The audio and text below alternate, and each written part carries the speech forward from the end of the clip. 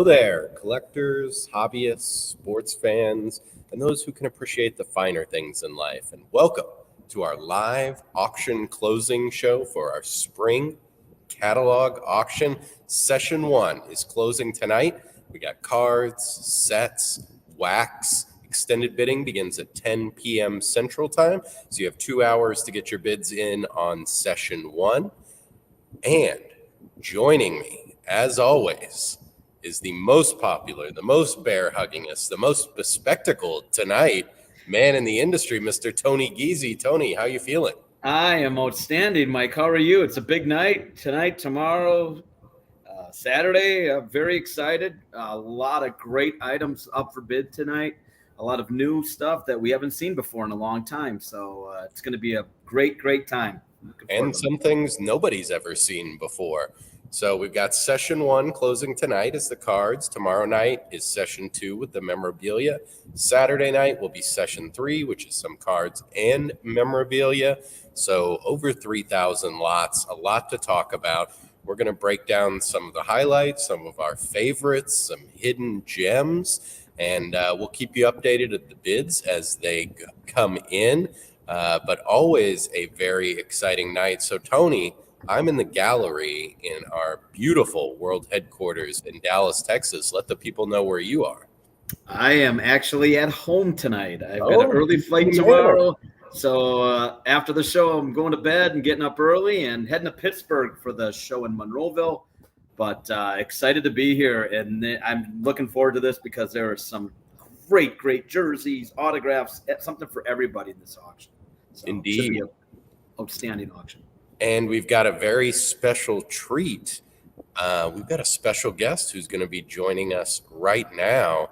He is a luminary of the industry, one of the most well-respected, most knowledgeable, most well-liked. You gave me all these notes, Joe. Did I hit them all? All the superlatives you want to tap? It's pretty good. We'll work on that. It's Mr. Joe Orlando. Joe, thank you for joining us. No, thanks for having me on again. What a great auction we have to talk about. Definitely. And Joe is also at our world headquarters in Dallas. We've got the whole staff in town. Always a fun time to have everybody that's usually spread across the globe here in one location. So, Joe, we moved to a different area of the building. What do you think about the new digs? I like it. It's more space. Yes. It's a growing department, a growing category for heritage, and we needed it. So it was well-timed. Got some more offices, a little bit more common area for everybody to mill about. So very exciting. But enough stalling. Let's get right to it. Joe, what has caught your eyes in the auction?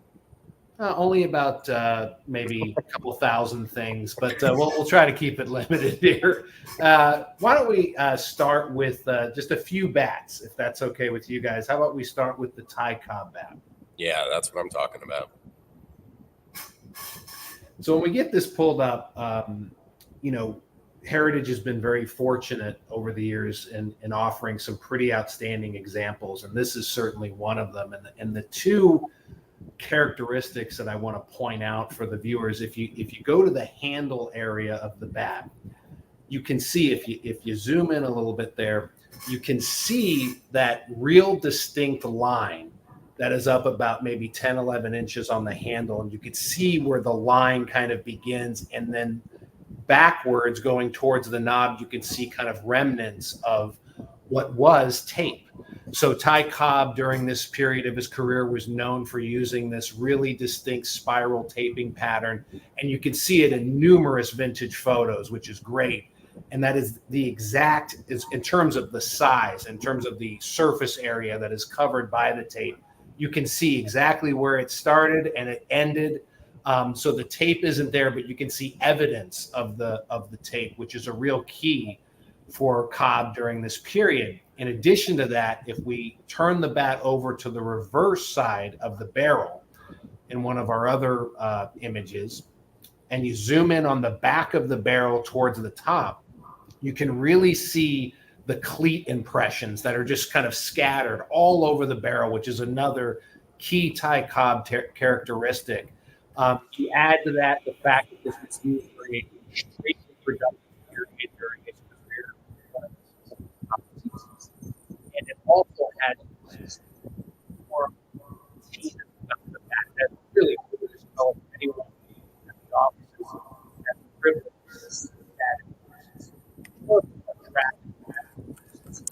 that because of that great patina, and again, it's very uniform throughout the bat. So it really has everything going for it. It's a great period. It has great Ty Cobb characteristics, and it has terrific eye appeal. So for anyone who is looking to either upgrade on their Ty Cobb bats or they're looking to fill a hole, you can't go wrong with this one. It's a really outstanding example. And Ty Cobb, one of the greatest hitters of all time. So, of course, his bats carry a premium. And then just that laundry list of attributes for this one. We've been, as you said, honored to have some great Cobb bats, but this is one of the best that's come through our doors. Yeah, I mean, you mentioned the attributes. I didn't even mention the tobacco juice staining that is on the barrel as well, which was also typical of Cobb gamers. You can see when you see the bat in person, you can see kind of this area of discoloration kind of on the upper part of the bat, on the barrel side of the bat. And it's just one more characteristic that puts it in Ty Cobb's hands. These are all the fingerprints of the hitters that as collectors we all look for in a really outstanding example. So this one, it really does check a lot of different boxes for the astute collector. That tobacco juice note is one of my favorite things about it. And I'm in our gallery right now, which has our sports material on display, but it also has our silver department, has their display going on. And I was in here earlier, and there was a bidder for the silver auction looking at some of the exquisite silver, and he asked me to show him some of the sports material, and that was the first thing I showed him, and that was the first thing I told him. And he said, wow, sports is a little different than the venue he's used to. Yeah, we have a little bit more, I'll just put it in quotes, character in the things that we pursue in sports. I was going to ask you, Joe, did a lot of guys do that on their bats during that time period with the tobacco juice, or was that something that Cobb did? Or did a lot of guys do that? I mean, there may have been others, but Cobb was a guy that is known for doing it in a more consistent manner. So it's just like the tape itself. Like there weren't many guys that were using tape during that time. Cobb was one of them, and his pattern is very distinct. So when you see it, especially again for those who have time to kind of peruse vintage photos of Cobb with his bat at the plate or posing on deck, you can see that really distinct pattern, and no other player had quite the same pattern as Cobb. So all of these things, they all add up. Again, they're the fingerprints of the hitters, which bat collectors love. I kind of feel like from 1800 to 1930, there was just tobacco juice everywhere. That's a good point. Good point. All right, outstanding one. What's the next bat you've got in mind? We're going to go at a totally different end of the spectrum here. Something maybe surprising, but it's a 1965 to 68 Joe Torre game use bat. Now, there it is right there. Now, the reason I brought this up, it got me thinking, Joe Torre is one of those guys that because he was so successful as a manager and, of course, inducted into the Hall of Fame as a manager, sometimes people forget what a great player he was. And I think you could make the argument that he may have been the closest to having both a Hall of Fame career as a manager and a Hall of Fame career as a player, even though he didn't get into the Hall of Fame. You could argue for both, he was the closest. And, during this period of time, he was a catcher. He was named to the All-Star team 9 times. I mean, a lot of people probably wouldn't guess that. Later in his career with the St. Louis Cardinals, he won a batting title. He was an MVP in 1971. And during this time, during this period, I should say, in 1965, I believe he won his only Gold Glove, and it was as a catcher. So he was this outstanding catcher, several times named to the All-Star team, and then he went to third base, and he just ends up winning an MVP and a batting title with the Cardinals. He was a really outstanding player. He had a career batting average that was just shy of 300, had over 250 career home runs, so he had power too. Just an outstanding player. And again, people forget that because of what he did as a manager. And this bat, if you're looking for a great Joe Torre bat, this bat is absolutely outstanding. You can see, again, just like with Cobb in a lot of vintage photos, you can see in vintage photos that heavy layer of pine tar along the handle that kind of runs and extends way up the handle. And this just has it's caked on there, just like it should be for a well-used bat. He didn't always use that much pine tar, but it's definitely well documented. The bat has terrific use. Again, it dates to a great period of his career before he made that transition from an all-star catcher with the Braves to the Cardinals and at third base. So just a guy that I think is overlooked quite a bit as a player, and I think offers some really cool value as a bat collector. You can see the bat itself has great character, and he's in the Hall of Fame as a manager. Just something that's kind of at the other end of the spectrum in terms of price that may be interesting to some collectors out there. Yeah, and he has so many devoted fans from the Yankees side of things, but we don't see a lot of his collectibles come through, or if they are, they're from his coaching career. Yeah, again, sometimes some guys get overshadowed because in one aspect or another, or one role or another, it tends to overshadow what they did. So in this case, again, with Torre, most, obviously some hardcore baseball players or baseball fans know how good of a player he was, but the average fan, the average collector may not realize just how good he was. So just a great example from a great period of his career. Yeah, a lot of character on that bat as well. You can just see from the images. And you could see, by the way, he used a knob that was similar to Roberto Clemente, kind of that knobless U1 knob where it just extends all the way off, and you don't have that pronounced knob at the end. So it's kind of a knobless bat, if you will. So another cool aspect of the bat. Amazing piece. All right, let's keep going, Joe. You're on a roll. Just one more bat. Talk about the 2021 Shohei Ohtani Father's Day bat. Obviously, Shohei Ohtani has been in the news quite a bit over the past couple of months. And, after dealing with this bizarre off the field issue involving his interpreter and gambling, in a way, quietly up until recently, Ohtani just went right back to doing what he does best, which is be just an offensive machine. And this year with the Dodgers, he's among the league leaders in virtually every major offensive category. And by the way, he's also stealing bases this year. I think he has 9 or 10 stolen bases to begin the season. Adding to this game. Yeah, he's just so. This bat, a few things that really stand out to me. Number one, it dates to his first MVP season, which is great, 2021. The bat has been photo matched to this, unique day, the Father's Day bat, and it's an all blue. And it's sort of, what really caught my eye is I thought to myself, look, if Shohei Ohtani ends up finishing out his career with the Dodgers and he spends, he becomes sort of more known as a Dodger than an Angel, how fitting that this bat is, a solid blue color being Dodger blue. Sorry. But sorry, I thought I interrupted you there. So it's just a cool, in terms of the uniqueness of it and the rarity of it and the fact that it's been photo matched and you can put it to his first MVP season. And of course, again, Ohtani is just, I think the last, few home runs that he's hit have averaged like 450 or 460 feet. He's just crushing the ball right now. And this bat in person, it's really interesting about some of these bats, some of the Ohtani bats in particular, is that the seam marks on this bat, when you look at it in person, there are several very deep stitch impressions along the surface of the bat. So it's really, it adds a little bit of sort of cool character to the bat when you see it in person. It's much harder to make out in a digital image, but just a really neat bat overall because of the unique sort of character of it, and then the fact that you could pin it to that first MVP season.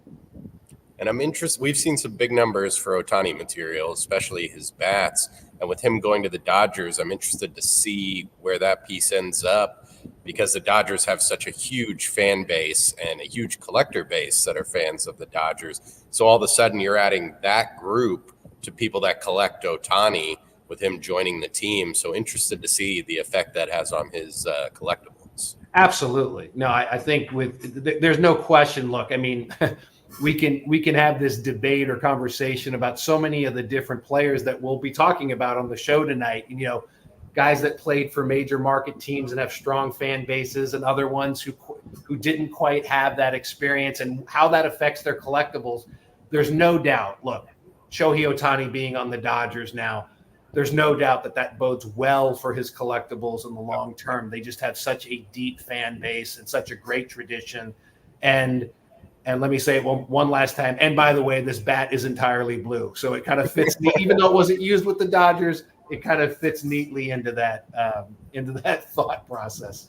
And it's eye catching with that blue color. We have it in a case here with a bunch of top tier bats, but that's the first one everybody asks about because it stands out. You know, if you win that bat and you've got it on display or you pull it out, that's the first one people are going to ask about because it's so unique. Yeah, I mean, again, why do we all collect this stuff? A large part of it is eye appeal. I mean, and how it strikes you with that sort of visceral reaction when you see something or hold something in your hands. And I think this is a great example. And what's so interesting is the contrast between a bat like this and the Ty Cobb bat that we led off with. They both have that, just in different ways. You have this very vintage looking bat with vintage character and this beautiful patina, and then you have this modern masterpiece, if you will, that looks like it was made it came from another planet, when you compare it to the Ty Cobb bat. So they both offer that great eye appeal, like you said, and you notice it across the room. Fantastic. All right.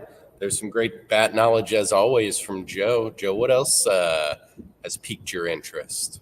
We can kind of jump around a little bit. How about the 1952 Topps Mickey Mantle 7.5? Beautiful one. I've got it right here behind me, in fact. So the thing, it's interesting. Look, Heritage, again, we've had the privilege of selling a lot of wonderful things in recent years, and we've had a bunch of 1952 Topps Mantles and virtually every grade possible, including the 9.5 that sold for $12.6 million a couple of years ago.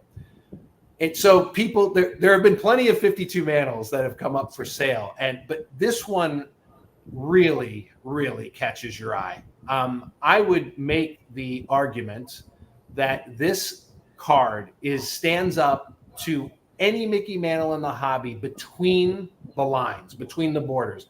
Of course, you're going to have, because it's 7.5, the expected slight touches on corners, that sort of thing. It's not mint. It's not a 9. It's not a 9.5. It is a 7.5. But when you talk about the print quality and the color, the eye appeal of this card, I think it stacks up well, if not favorably, to cards that have technically been graded higher. I mean, when you see this card in person, it almost looks like there's a light beaming, from behind it. It glows. It just has a vibrance to it that is hard to articulate sometimes without seeing it in person and without comparing it to other mantles, even other high grade mantles. But it is anyone who has seen this, I've talked to some of our colleagues. They all say the same thing. I mean, it is absolutely spectacular looking. And between those lines, I'm not sure you could find one that looks nicer than this.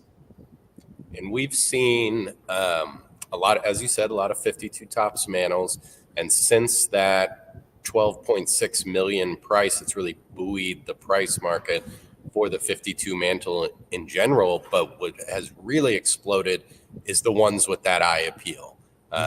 We've seen some remarkable prices for low end grades ones, twos, and threes that had issues on the back or to the edges, but that had a really clean face like this one. And then here we've got a top tier grade with that kind of eye appeal as well. Yeah, I mean, the card it's so pristine in the background. There's no distracting print. It's bright. Sometimes with the mantle cards, you get variances in kind of the brightness of the card. Sometimes it's a little bit more muted. There are, of course, two different mantles. Some people refer to them as the Type 1 and the Type 2 that have different characteristics. But this one, again, when you think about if you're buying an 8 or an 8.5, a 9 or a 9.5 or a 10, because now we have half grades, of course. I mean, all of those cards take you from well into 7 figures to well into 8 figures. Right. So when you think about, if you want to think of it as sort of bang for the buck through eye appeal, I think that this is an absolutely terrific option for someone that just says, you know what, I'm going to look at this card, I'm going to enjoy it every day, and at arm's length, it looks every bit as one of those other cards that's technically graded higher. Again, technically, yes, it has a touch here or there, but the picture is just amazing on the card.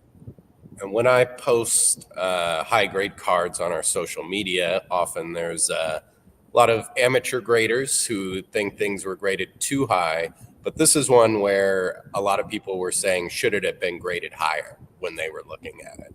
And I can say that is a rarity on social media, but a great attribute to have with a card like this for people to think that it was undergraded.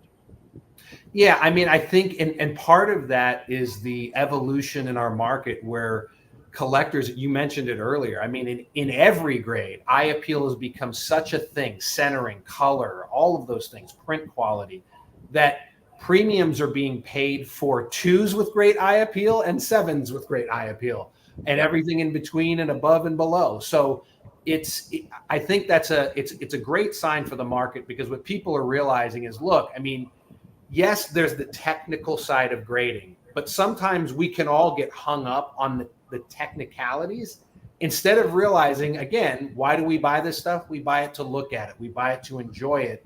And at arm's length, this card is as nice as you can get. If you're not going to break out a loop or a magnifying glass and sit in a dark room with a halogen light, this is the one for you, really. It's just a beautiful card.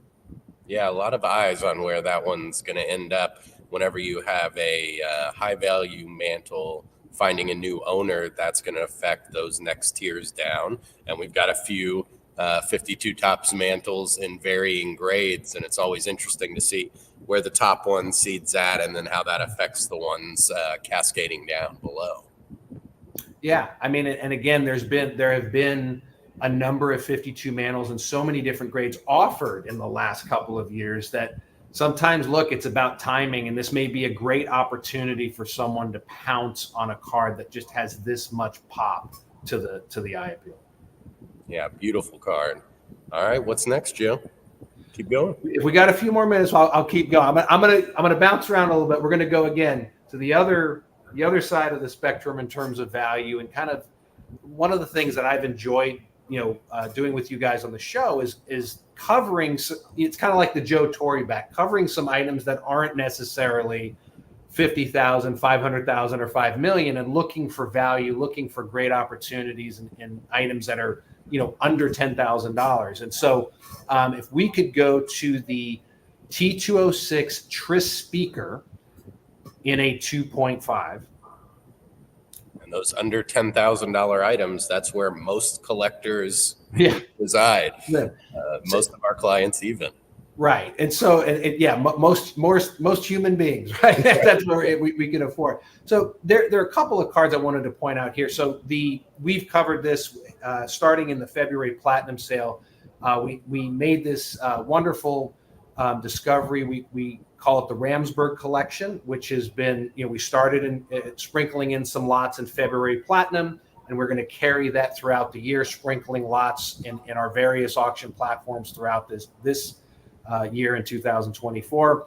And the reason I've selected this card as well as a couple of others, yes, it is quote unquote only a 2.5.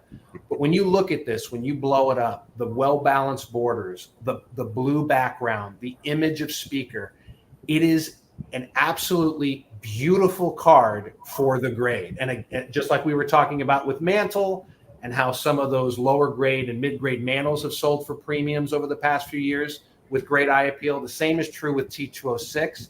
And I think this is just an outstanding example of finding great eye appeal in a grade where you say, gee, it's only a 2.5, but all you have to do is look at that card and just say, gee, I mean, again, the technical grade is one thing, the eye appeal is something entirely different. It's a really, really terrific example all the way around in that grade category. I'm glad you brought this one up. Speaker, very underrated as far as the collectibles market, but I love this image on here because it's almost like an action shot, the anticipation of the swing, and he's kind of moving out of the frame even. A really unique image on this one, and one of my favorites from Speaker's catalog. Yeah, I mean, he was overshadowed, like you said, by Cobb, really, during the same period at both great center fielders. But he was one heck of a ball player and certainly an upper tier Hall of Famer himself.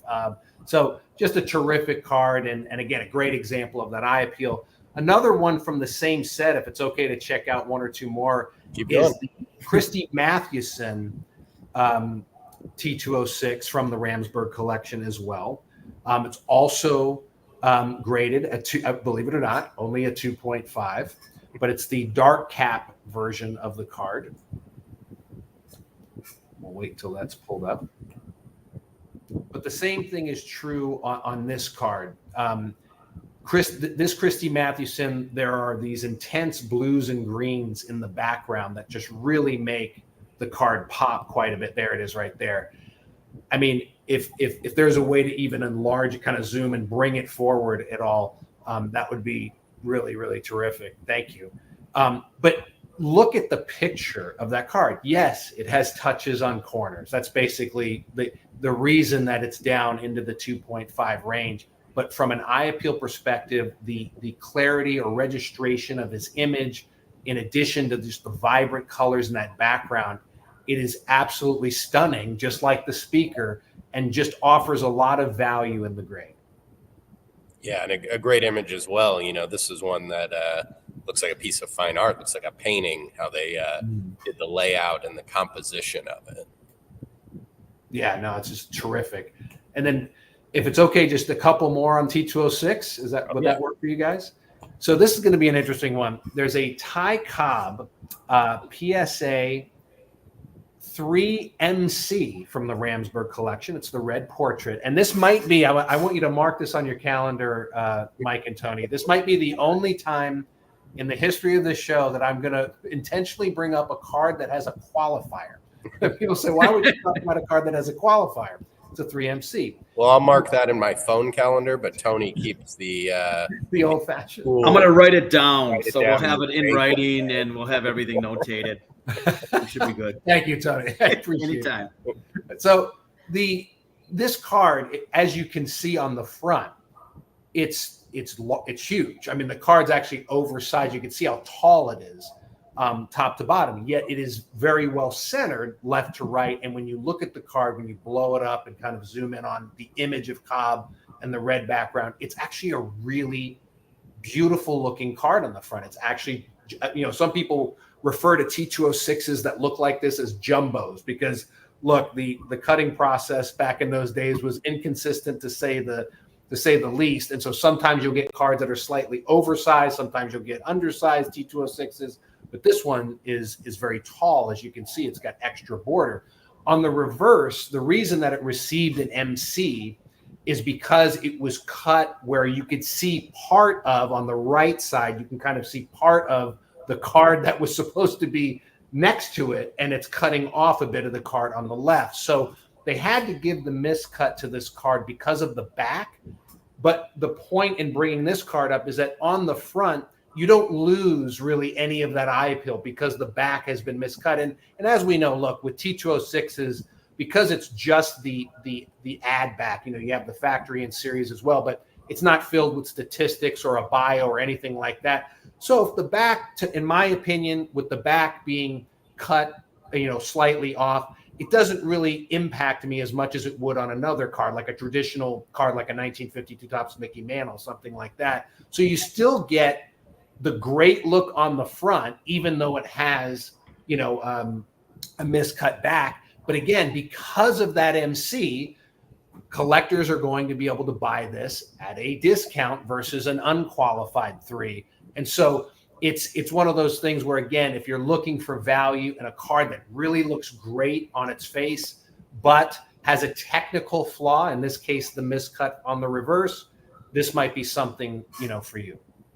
Good eye, because that Cobb red portrait is so coveted by collectors, especially the T206 collectors, and always highly competitive in the auctions when one comes up. So as you said, this one with the qualifier is going to help out some collectors there, maybe get one that looks a little nicer than they usually could afford. Yeah, no, I think, again, sometimes you're looking for value where you can find it. And if you don't want to pay, $8,000 to $10,000 for an unqualified example, this might be an opportunity here. There's one last T206, if it's okay to just do that before I jump here and give you guys a break from my rambling. Go ahead. No, we love the T206 Napoleon Lajoie, which is graded a PSA 3 with an old mill back. And the reason I wanted to bring this one up, yes, it kind of falls in line with the others where it has a really nice, bright appearance. It looks great for the grade. But here's an example where, grade aside, when you start getting into these more difficult backs, and for this particular Lajoie, the old mill back is one of the tougher ones on the portrait. So as you can see already, we haven't gone into extended bid, but this one has garnered quite a bit of interest and has gone way past the initial estimates. And that's how these T206s work. If you find the right combination, in some cases it's factory N series, sometimes it's the particular tobacco ad back. In this case, the old mill with a Lajoie portrait, that combination, it's a much more difficult combination to find versus some of his other tobacco backs. So a premium is being paid for that. And, some T206 collectors can really kind of go deep into that sort of, if you want to call it the onion of T206, because there's so many layers to collecting it. You can collect it on, for the basics, or you can get really deep into the different ad backs, the different factories and series combinations. There's just so many different ways to collect the set, which is another reason it is so iconic and so popular. But here's a great example of the collecting community recognizing how tough this back is and willing to pay a premium for it.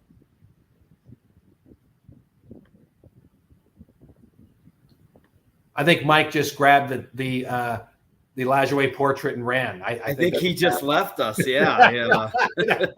No, I mean, it is a gorgeous looking car, though. I mean, my gosh, the centering and just the background is amazing on that one. There he is. There's Mike. Come back. He's back. Is the card still there, Mike, or did you move it? Yeah, it's still here. Okay. We were just checking. Heavy competition for the wireless here in the gallery.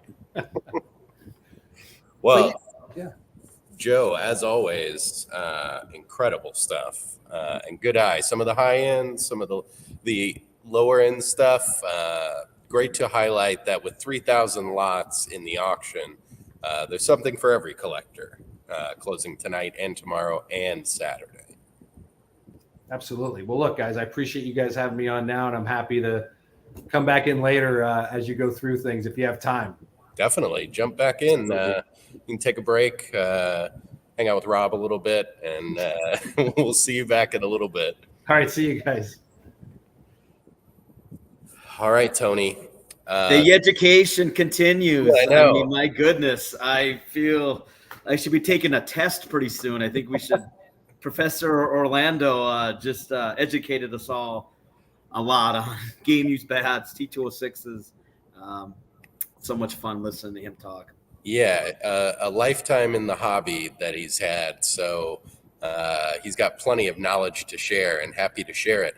And he started at a very young age in this industry too. So I mean, he's been around for so long, but he's still very young in our industry. So he's been doing this since he was a youngster. Yeah, I saw in my notes he gave us that we were required to talk about how young he looked. So good to hit that note as well, Tony. So one thing that's been a lot of talk in the industry about this auction is the 3 game-worn jerseys at the top that we have that all carry a 7-figure estimate. They'll be closing tomorrow night. A lot of interest in them, so I wanted to touch on them. And let's start right with the one that I believe is a miracle that it even exists, is the 1920 Walter Johnson game-worn Washington Senators jersey. Tony, what were your thoughts when you first saw this come in? Just seeing this, I mean, knowing that there's one in the Hall of Fame and this is the other one, back then these jerseys did not survive. They didn't. Either they were sent down to the minors or just sent down to a kids' baseball team. And the condition of this one is just amazing to me. There's just not much stuff of his out there. And then when you add that it's photo matched and the whole story behind it, there's so many points on this thing that just make it stand out. You just don't find much of his material out there, and to find a game worn jersey in that kind of condition is just remarkable to me. And it's just an amazing jersey of the greatest pitcher of all time, or top 1 or 2 pitchers of all time. And as you said, there's only 2 known. One's in Cooperstown. This is the only one in private hands. And then that photo match, it is so difficult to photo match something from this era. And you will take any photo match you can get from any undated photo sitting in the dugout. But the photo match image is from a game, an action shot even, and not just any game, but April 29th, 1920, his first time facing Babe Ruth as a Yankee. So unbelievable. And that game ended up being Walter Johnson's 299th win, a complete game victory. It would have been a shutout, but in the 9th inning, Babe Ruth got an RBI sacrifice, and that was Babe Ruth's first RBI in front of the Yankees fans as a Yankee. So many great details coming out of that one photo match that, it's kind of a miracle to photo match anything from that era, and to have it be something so important with so many interesting historical notes is just remarkable. Yeah, something like this, you'll see an artifact like this come in every couple of years. Usually, you don't get to see this all that often, especially from that time period. Most of that stuff was gone, and people didn't save these things.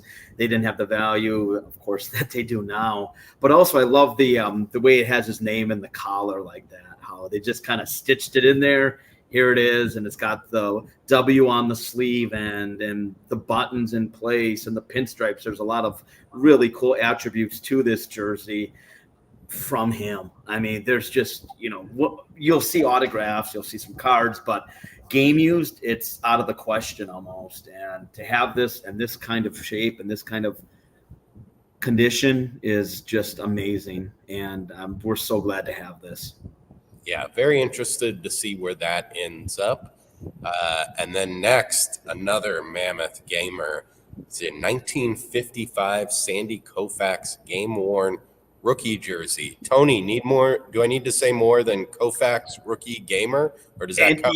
And it's World Series year. There's not many 55 jerseys on the market, and it's his. And he was a guy that struggled early, found his game, and this one again is in phenomenal condition. It's got the set tag in it, the Rawlings Hall of Fame. It's got everything you could want, photo matched. It's got everything, and that's if you're collecting the Dodgers from Brooklyn, 55 carries such a significance, being their only World Series and his rookie season. So, I challenge anybody to find a nicer Koufax out there because it just doesn't exist. And this there's no, everything is right there. There's no, all the numbers are on the Dodgers. It just looks gorgeous. The Dodger blue, the piping, it's got everything you could want on it, and unrestored. It's the nicest Koufax I've ever seen. Yeah, and a very interesting note about this one, as we know, and we talked about before in this era, players would have 2 home, 2 road. This is the road jersey. Koufax made his debut on the road June 25th, 1955, visiting the Milwaukee Braves. So 50-50 chance that this is his debut jersey as well. And Koufax, just such a legendary name in baseball and in the hobby. So much interest when game-worn Koufax material comes up because it's so rare. His career was so short. Yeah, it was short, and for a 4 or 5 year span, he dominated like nobody else did. And people to this day still talk about, when he pitched, it was just different. His curveball went from here to here, and there hasn't been anybody like him. And yeah, he didn't have the longest career, almost like a Sayers almost. But for what he did, nobody dominated like he did. I mean, he was just, and he's one of those guys you'll see him every 50 years. You'll see a guy like him.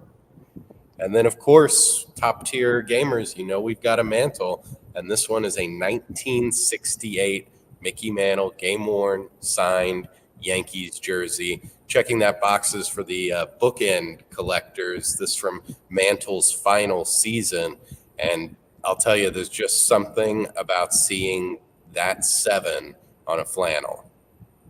Yeah, there is. And again, you don't see a lot of Mantle jerseys. A lot of them were sent out of the minors. And this one here from 68, from the end of his career, you're right. There's something about it that number 7 just jumps out at you. Everybody loved Mantle. Baby boomers, he was their hero. He won all the titles, the Triple Crown. He did everything. And, this is at the end of his career, but it's still, it's just an amazing jersey, and that would look wonderful on a mannequin. And Tony loves really wonderful on a mannequin. You're in the pocket of big mannequin, Tony. Yeah. All right, now I've hugged the spotlight long enough. I know you've got some gamers you want to talk about as well. This auction has got some of the finest baseball jerseys, football jerseys that I've ever seen.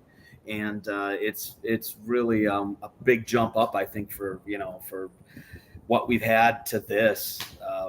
Starting off the bat, 1969 Reggie Jackson game worn Oakland A's jersey. It's the sleeveless, of course. Shows absolutely wonderful use. A couple of the things that really stand out on this, the piping on these things is just gorgeous. It's the yellow, green, yellow on the neckline, and the sleeve ends, of course. Really help this one. The A's had a great sense of style during this time period. It's got the 69 100-year patch. It has been replaced, but I think the thing on this, photo match to his highest career home run season and also his first All-Star appearance. And the thing when I look at a jersey like this, it's the use on it. Look at the puckering on the 9 and on the A.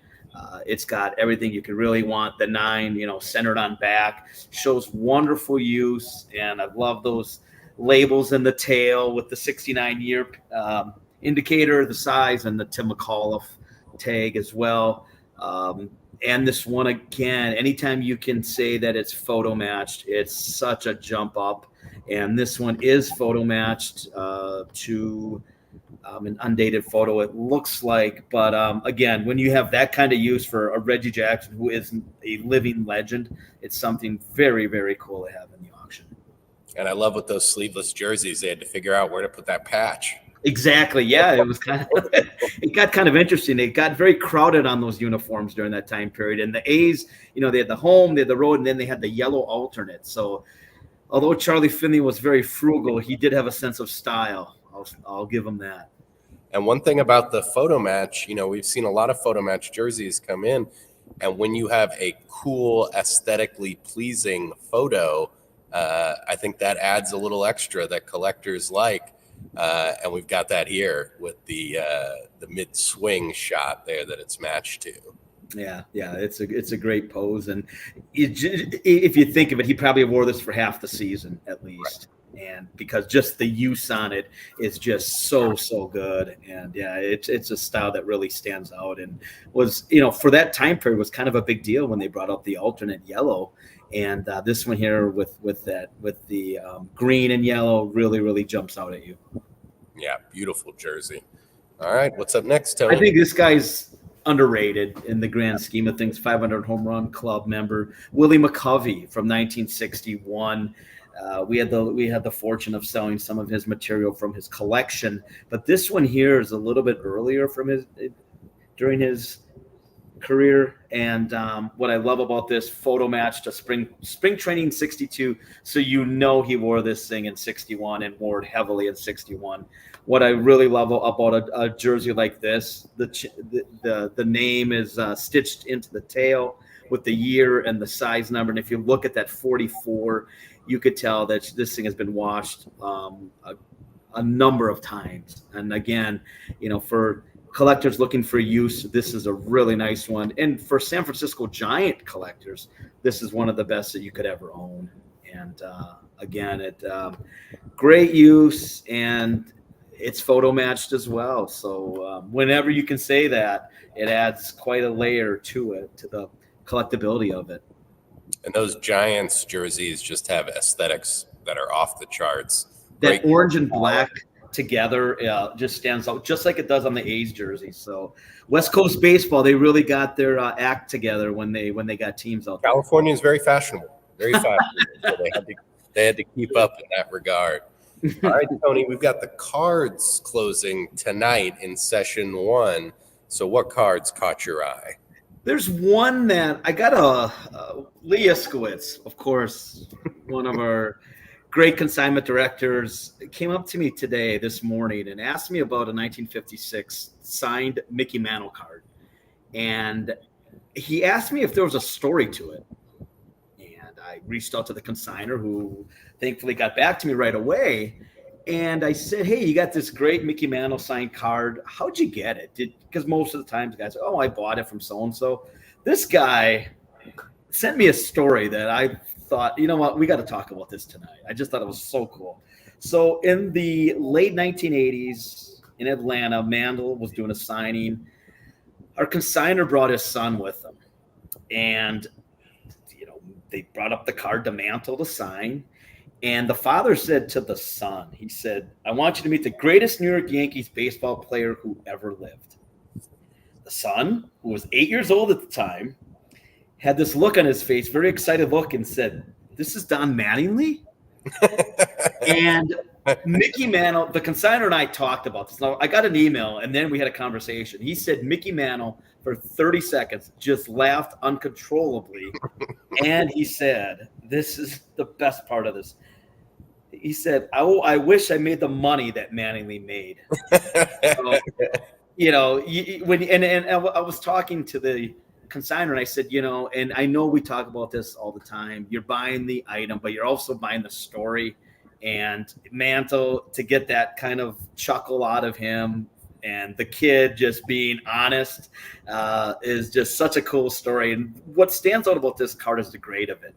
We've seen a rise in prices on highly graded cards that have a very nice autograph on it. And this one here is a 5.5 with an autograph grade of a 10, and that nice vintage ballpoint ink. He signed it in the good spot. He didn't sign it, on a dark spot, signed it right below his image. And I just thought, when I heard that story, I'm like, we got to talk about this tonight. And Mantle's so good. We've seen a number of signed Mantle cards lately, and he's so good at picking the right spot. That's very fan friendly and collector friendly, not to just put on there anywhere.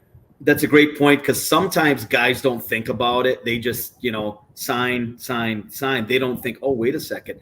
And Mantle did so many autograph signings, and, I think he took his time, and he also took care in it. He didn't just grab it and sign it. He made sure that people had a good experience with him.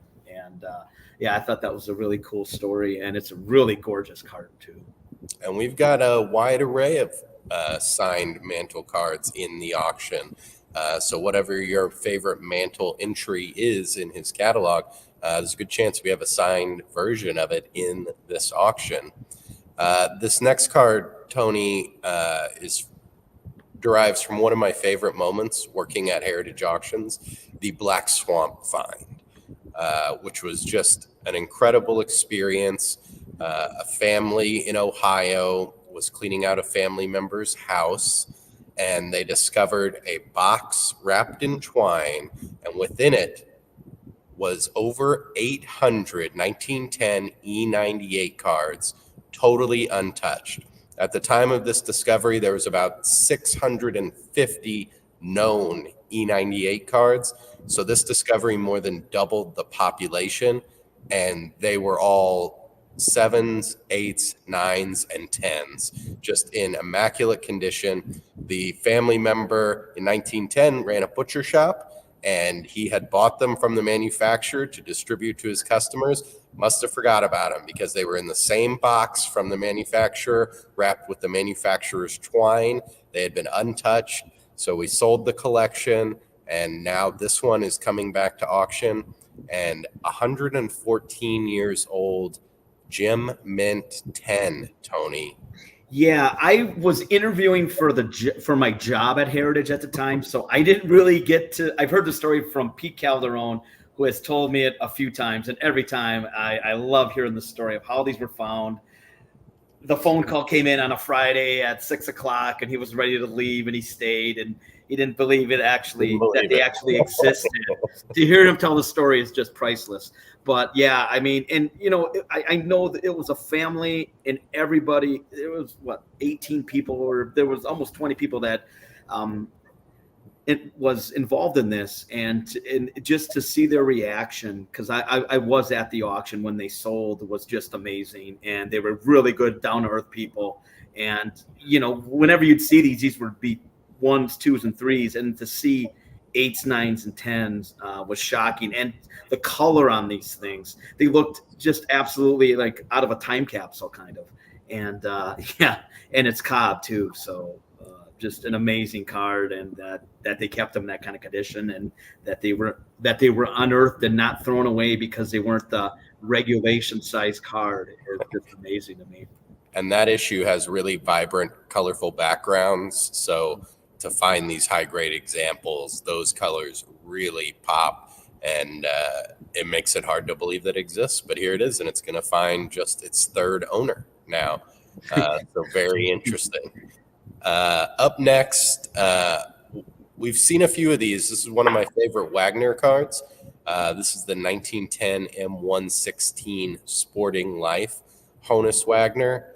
Very few people on the planet can afford the T206 Wagner, but this one has the Horner portrait as well. And this is kind of like the artistic version of it. It has those pastel colors, also a very beautiful image of Wagner. And I'm just a big fan of this card, but a very rare series. So it's something that when you have it in your collection, a lot of people are going to say, I've never seen that before. There are just a little over 40 of these in the population. So scarce and rarely seen. Yeah, less than 45 have been graded by PSA. So even rarer than the T206, you could say. But I love the blue background variety, which is this one here. And he just jumps out too. He just does. I mean, anything Wagner, he moves the radar. He always has, of course, with the T206. But this one here is just outstanding. It's a great portrait of him during his heyday too. When are those collars coming back, Tony? I think you and I will definitely be a part of that. I know you will for sure. I'm game. Maybe for the national, we could maybe maybe some heritage polos that button at the top. They have the alternate color collar and a little bigger, a little more flared there. See if we can bring that back. I'm game. Let's try to start a new revolution here, or open it up again. Speaking of an era of style, this next one from the heart of the 70s, 1975 Topps George Brett rookie. And this one is a PSA Gem Mint 10. Tough issue to get a 10, and there are only 11 of these. And Brett, incredibly popular, the only player in history to win a batting title in 3 different decades, and just a great batting pose on this rookie. And, you know, I love the 70s aesthetics and graphics, and this is one of my favorite issues. It just leans so hard into what was popular at the time in the 70s, and I love it. Yeah, anytime, you know, people call us or I'm at a show and people talk about 70s cards, at 71 because of the black borders being impossible to find in good condition, and 75. It just screams 70s. And because of the vibrant colors, they chip easily. People didn't, you know, take care of them that well. And this one here is just absolutely stunning. It is. I love the green, the purple, even the team name. There's so many things about it. And yeah, the green and purple combo, you're only getting that in the 70s. Yep, exactly. And the pop-up collars, they had them too for a little while in the 70s too. But no, I mean, this thing just screams 70s, and there's not many. And even, you know, even if somebody opens up a box today, the likelihood of getting a 10 is very, very slim, just because these are just notorious for centering issues and just chip corners. And yeah, it's a stunning card of the signature star for the Royals, who is still, you know, he's still that guy. Totally. Mm-hmm. All right, Tony, what cards do you want to talk about? One that you very rarely see in high grade, the 65 Topps Joe Namath. This one here is SGC Mint 9, Pop 2 with none higher. We talk about centering. We just, you know, we talk about it all the time. This one is just, it's usually off center, or there's condition issues on this one. This one here is one of the nicest I've ever seen.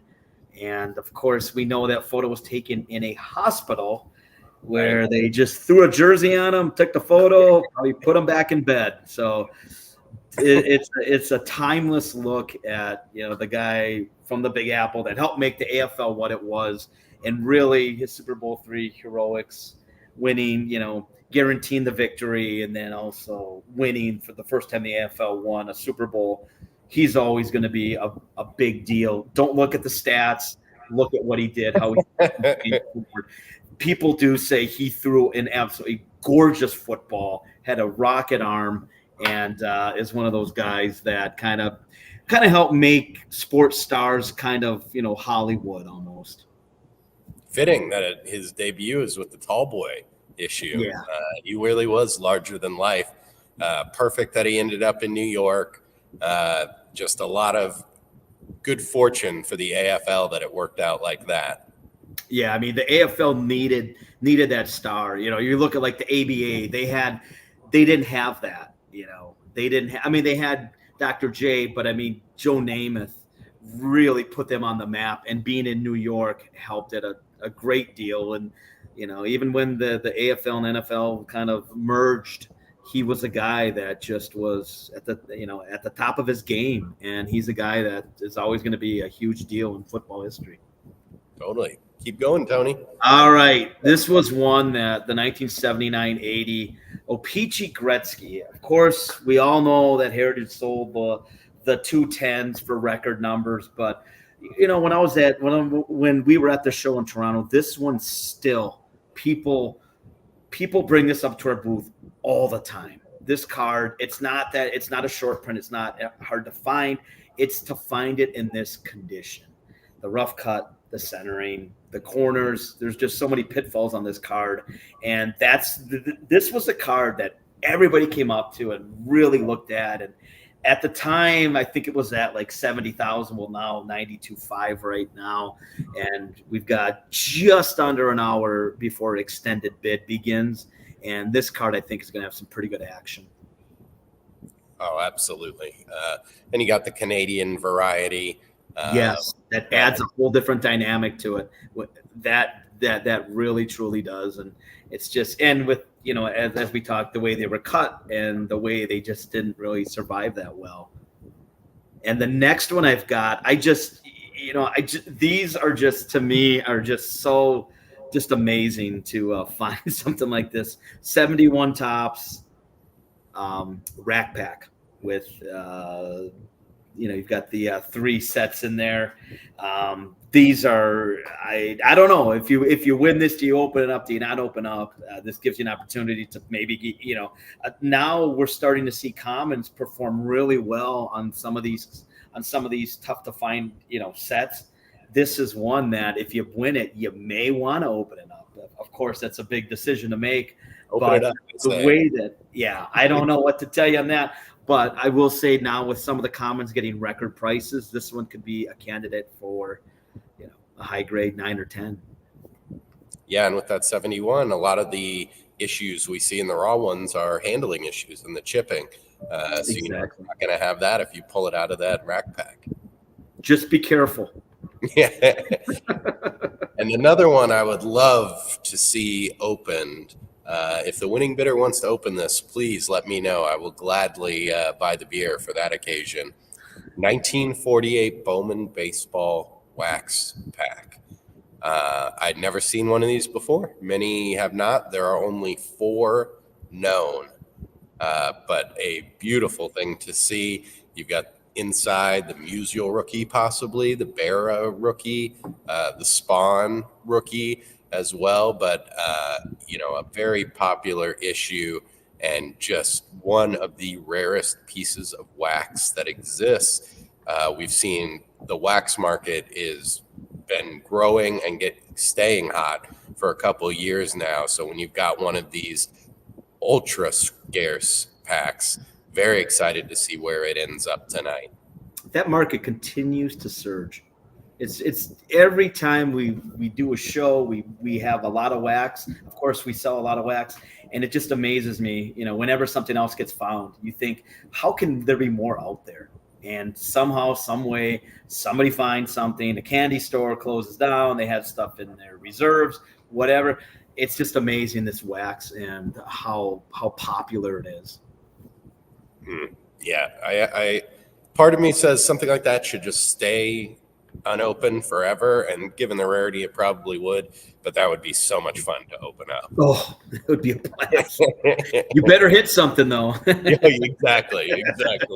Looking at a 6-figure price there, and a 6-figure price for this next one of the most important cards in the hardwood hobby section. This is the 61 Fleer Chamberlain rookie and a PSA Mint 9. Tony, unbelievably beautiful. This one, the colors are so bold, very crisp registration, sharp corners, balanced centering.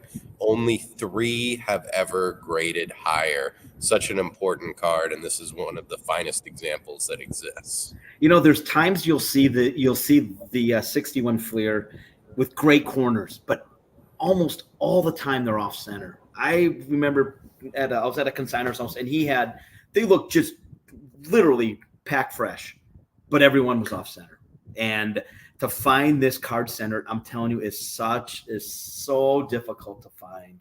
And it's Wilt. I think Wilt, I know we've talked about it before. I think he's underrated in the grand scheme of things in basketball history. If he lived a little longer, I think people would, maybe that next generation would really understand what he did and how dominant he was. I think he gets lost a little bit, and I think his prices will go up at some point. I really do. I think he's undervalued.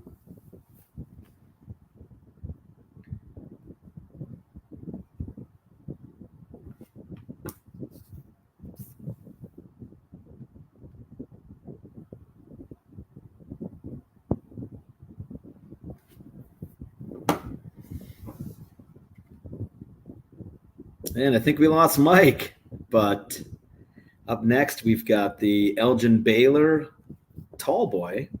Oh, there we go. And again, you're talking a guy who is, I think, a little bit undervalued and a little underrated.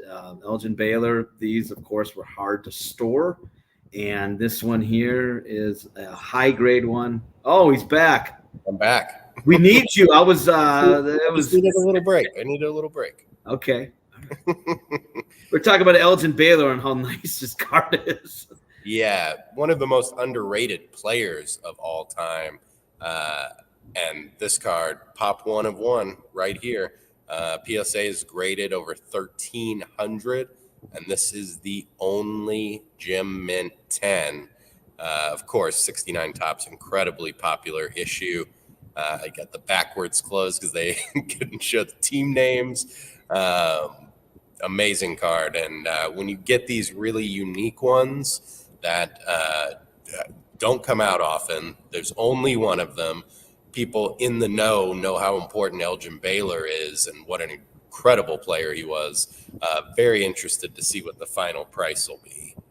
Yeah, anytime you have the only known, we love putting that in the title because it just draws attention. It draws bidders. And yeah, I mean, Elgin Baylor, one of the top Laker players of all time. And yeah, this one's going to be fun to watch. All right, so we've got a little under an hour till extended bidding begins for session 1, which is the cards. You can bid all night long and tomorrow in session 2. But we're going to take a quick break, and then when we come back, we're going to talk about some more highlights, some of our favorites, and bring back Mr. Joe Orlando. This jersey is so beautiful, I really don't need to talk about it too much. We're going to let the video kind of focus in on this unbelievable logo, but it is a Spirits of St. Louis jersey worn by defensive leader Don Chaney during the 1975-76 ABA season. The unbelievable sewn-on identifiers, team logo, and then you also have the size 42 Rowlings tag in the tail. This is coming up in our May catalog auction. It was the height of printing technology in 1968, and as you can see, the 3D graphic design still stands up today on this 1968 Topps 3D. This one features Roberto Clemente, by far the key card in the 12-person set, with Tony Perez being the only Hall of Famer. The question is, how did these experimental proof cards make it out into the public? No one knows exactly how they made it out, but we do know there's only 80 examples of this card in the PSA population, and just 6 have reached a PSA Gem Mint 10. Incredible offering and one of the most beautiful cards in the hobby to look at. It's going to find a new home in May. Kobe wore these Adidas Crazy 8s in his first All-Star game in 1998. The 19-year-old was the youngest player to start in an All-Star game at that time, and these have been photo-matched 3 separate images in the game. The big story of that game was Kobe getting to go one-on-one with his idol, Michael Jordan. Kobe said one of the reasons he skipped college to go pro was because he was afraid Jordan would retire before he got the opportunity to play against him in the NBA, and Jordan said after the All-Star game that Kobe came at him early and throughout the entire game. Jordan ended up being the leading scorer in the game with 23 points and winning the MVP, but Kobe represented himself well with 18 points to lead the West. Incredible item, photo match to Kobe's first All-Star appearance of 18, and they're going to find a new owner next month. Attention collectors, our spring catalog auction is now open for bidding. It's the most incredible auction we've ever put together, full of everything you all need. There's incredible game-worn jerseys, some one-of-one jerseys, only known examples, so many that are photo-matched from the most legendary events in sports history, game-used bats, gloves, caps, you name it. And you know we've got cards. High-grade rookies, rare wax, complete sets from the most legendary issues in the hobby, and every type of collectible you can imagine. Tickets, photos, autographs, all of it. And now it's open for bidding. So go find the new additions to your collection at ha.com.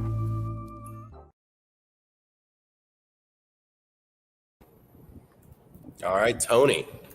Why don't you take a look at that big board? We haven't checked the board yet tonight. Let's see what's. Let me pull up the bid board. Oh, Bill Russell just got hit. The 61 Fleer, 15,000. So that's making a little run. 56 Topps partial set, 2,900. 90,000 for the 33 Gaudy Ruth. Just got hit. So that one's approaching 6 figures. 52 Bowman Mantle, SGC 8.5, 17 grand. So they're starting. Things are starting to move now. I know a lot of times you got to wait till the end, but you're starting to see it. This is when the strategy comes into play. Yes. Less than an hour. So you're thinking about, you've got your bids in on items you're really concentrating on, but then you look at things that maybe aren't quite where you think they should be. So you throw a bid on so you can maybe participate in them later.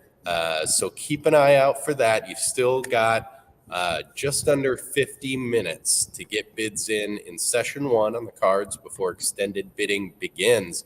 But let's talk about some more highlights, Tony. Absolutely. But I will say this, because I had a conversation with a potential bidder today, and all I told them is don't wait too long, because if you wait till past 10 o'clock, we can't do anything to help you. So get that initial bid in. Rules are rules. Yes. Even if you are the best bidder in the history of Heritage, we can't do anything, unfortunately, if you don't get that initial bid in. Yeah. So for session 1, you've got about 45 minutes. Take a look at everything, see what's piquing your interest, and maybe there's something you want to jump in on and have an opportunity in extended bidding to bid on. Absolutely. All right, Tony, get to it. Yeah, and just to talk a little bit about those Kobe Bryant sneakers. I mean, you want to talk historic. Those are some of the nicest, most historic sneakers I've ever seen, especially from Kobe, from that early in his NBA run. These are just amazing, and that they're photo matched, and you've got the whole Jordan aspect too. So those really stood out to me. Also, we have a pair of 2004 LeBron James game worn sneakers that have been photo matched to 3 games. There's a little bit of an issue on the exterior of these, but we sold a pair previously for $150,000. These were from the same person, and again, photo match from early in his NBA run. Really cool LeBron sneakers. And after that, what do we got? Hold on here. Oh, Dirk Nowitzki game used photo matched from his MVP season to 6 games. Dirk, of course, is Mr. Maverick. I know Luka's on his way to maybe challenging him for that, but this one here, photo match. Still got to get an MVP. Still got to get a title, though. That's exactly. And Dirk was Dirk. Dirk got that first title for the Mavericks, so I think his game worn items are always going to be very coveted in this area and throughout the world. I mean, he helped take the NBA and make it more global than anything else too. So just a really nice Dirk game used jersey.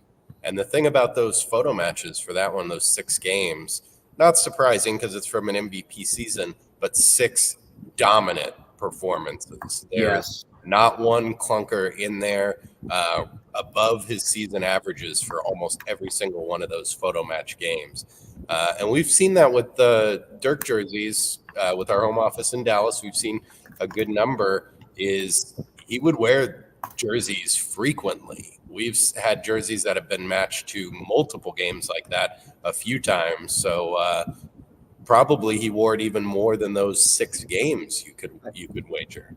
I think you're right. And, on some of these, as he got older, guys started wearing jerseys, a lot more jerseys. But in the beginning of his career, guys would wear them a little bit longer. So to have 6 games on that is a really, really cool attribute.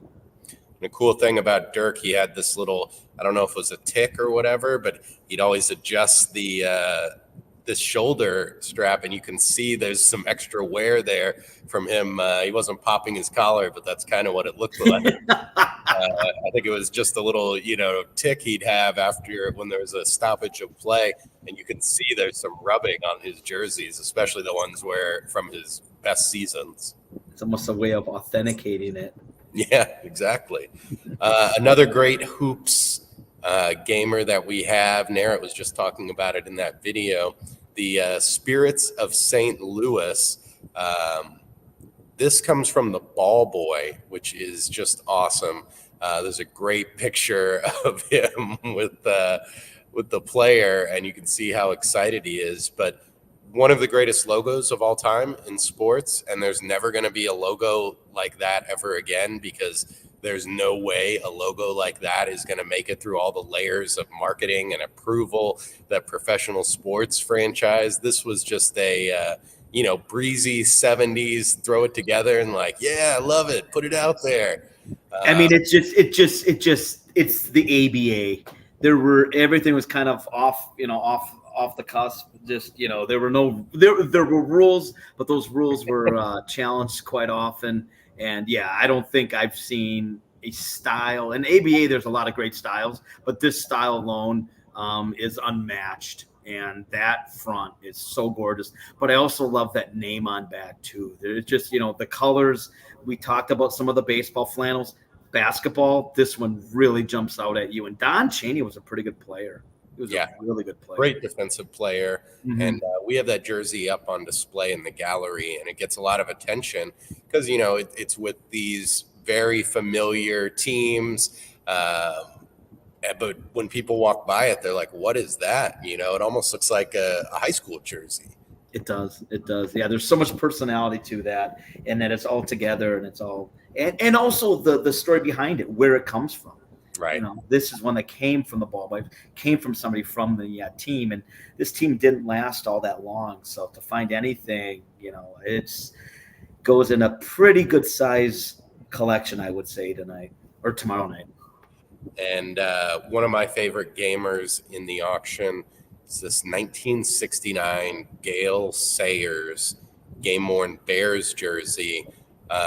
Sayers minted his bronze Canton bust in only 68 games, and playing in an era where, especially with the Bears, they wore jerseys as much as they could, and you can see it on this one. So there are so few Sayers gamers out there, and, a beloved player and one of the greatest ever. Sadly, his career cut short by injuries, but still getting into the Hall of Fame and just didn't leave much game-worn material behind.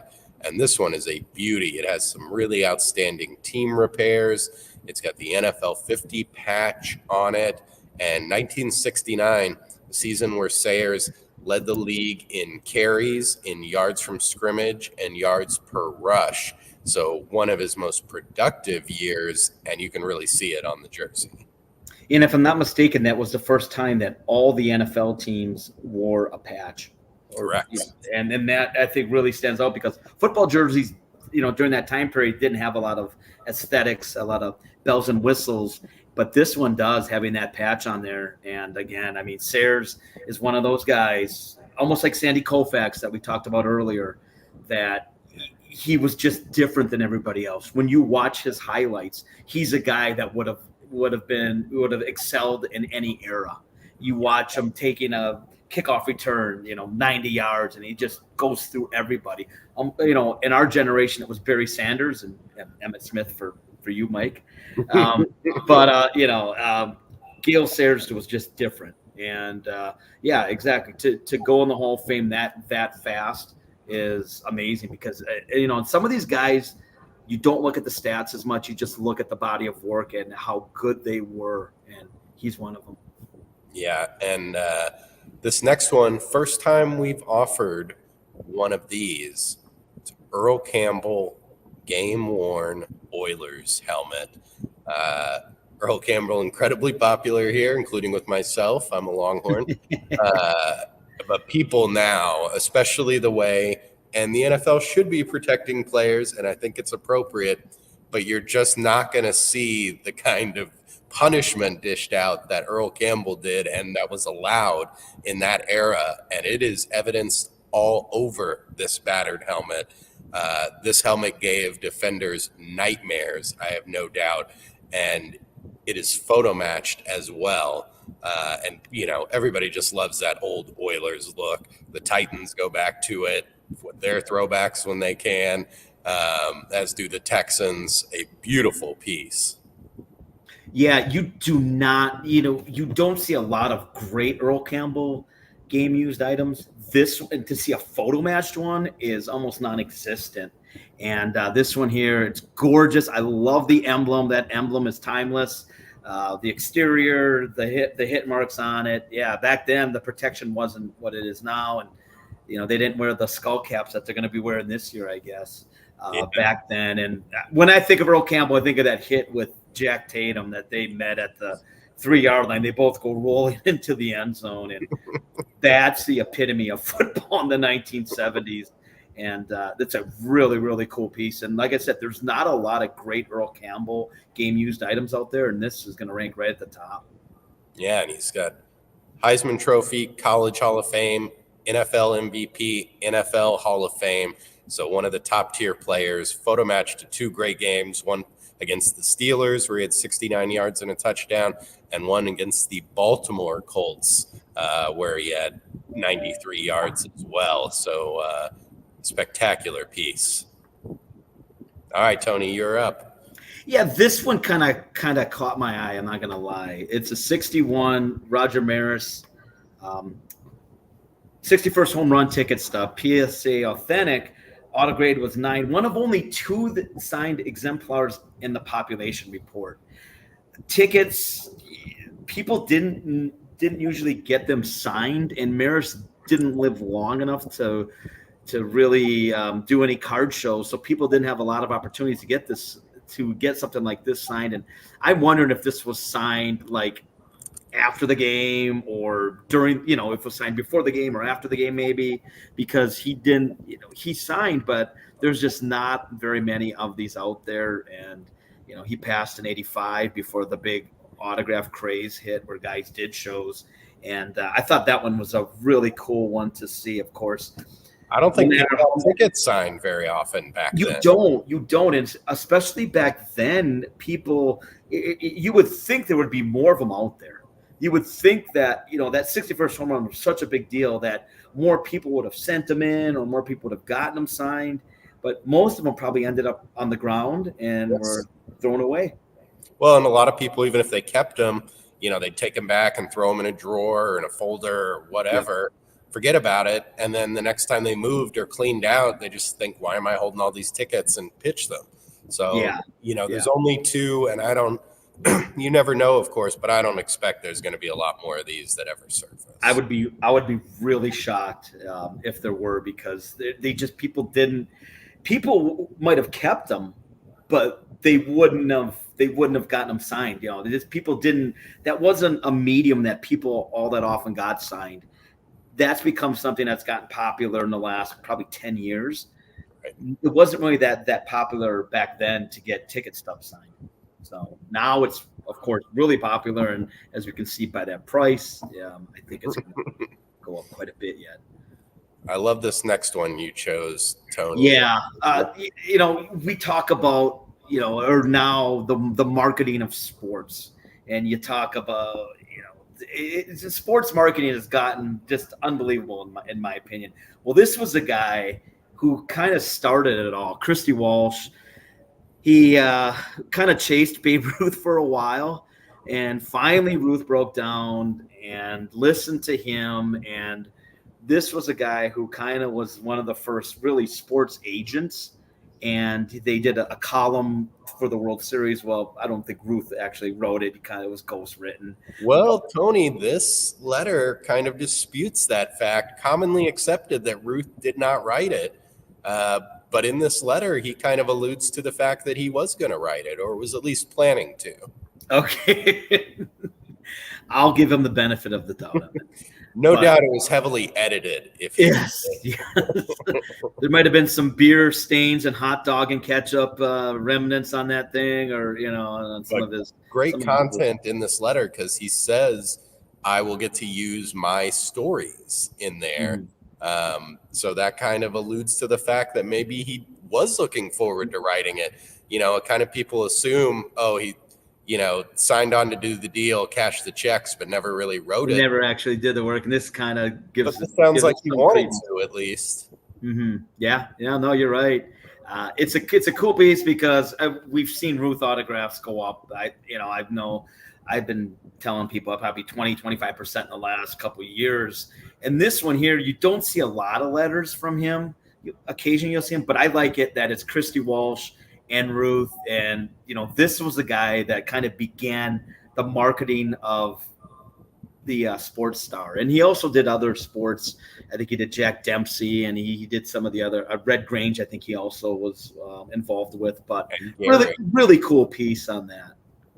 Yeah, and when he was trying to convince Ruth was kind of thinking, this guy's just trying to get money off me. What's he going to do? I've got money rolling in.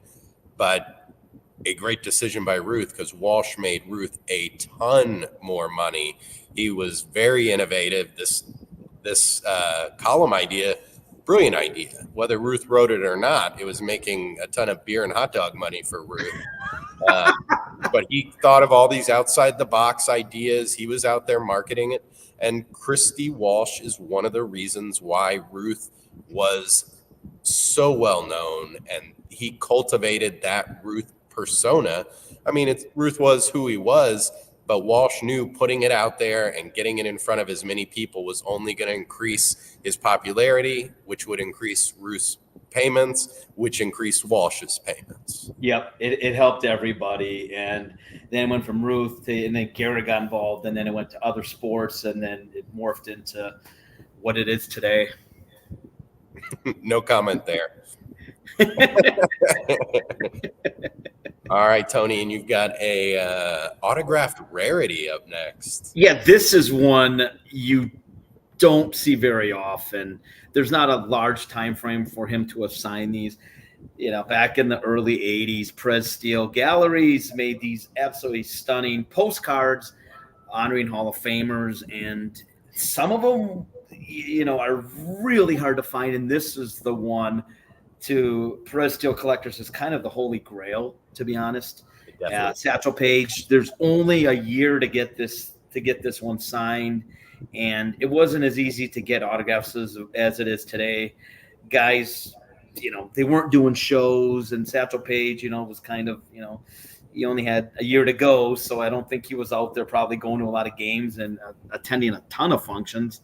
This is one that very rarely is found, and what really stands out again on this one is a Gem Mint 10 autograph.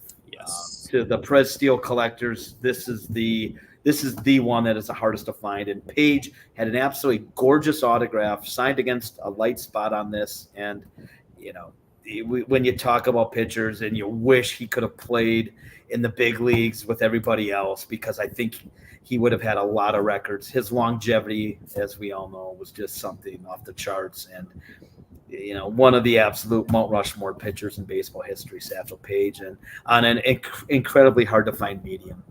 Yeah, so this checks all the boxes. Rarity, it's the rarest signed Perez Steel. Quality, it's the 10 autograph, and placement. Paige did it perfectly there. That's the best spot for him to sign, and he put it right in that spot. So for people that collect Perez Steel, this is going to be a battle tomorrow night for this. I think he might have talked to Mickey Mann about how to sign things and where to sign things. They must have had a conversation along the way, because again, he signed in the perfect spot on that one. Famously very friendly, and that's the kind of thing that bled over to when they're asking for autographs. He was happy to oblige, and he was going to do his best to make it a good souvenir for whoever. I'm sure he wasn't thinking it was going to be worth 5 figures one day, but here we are.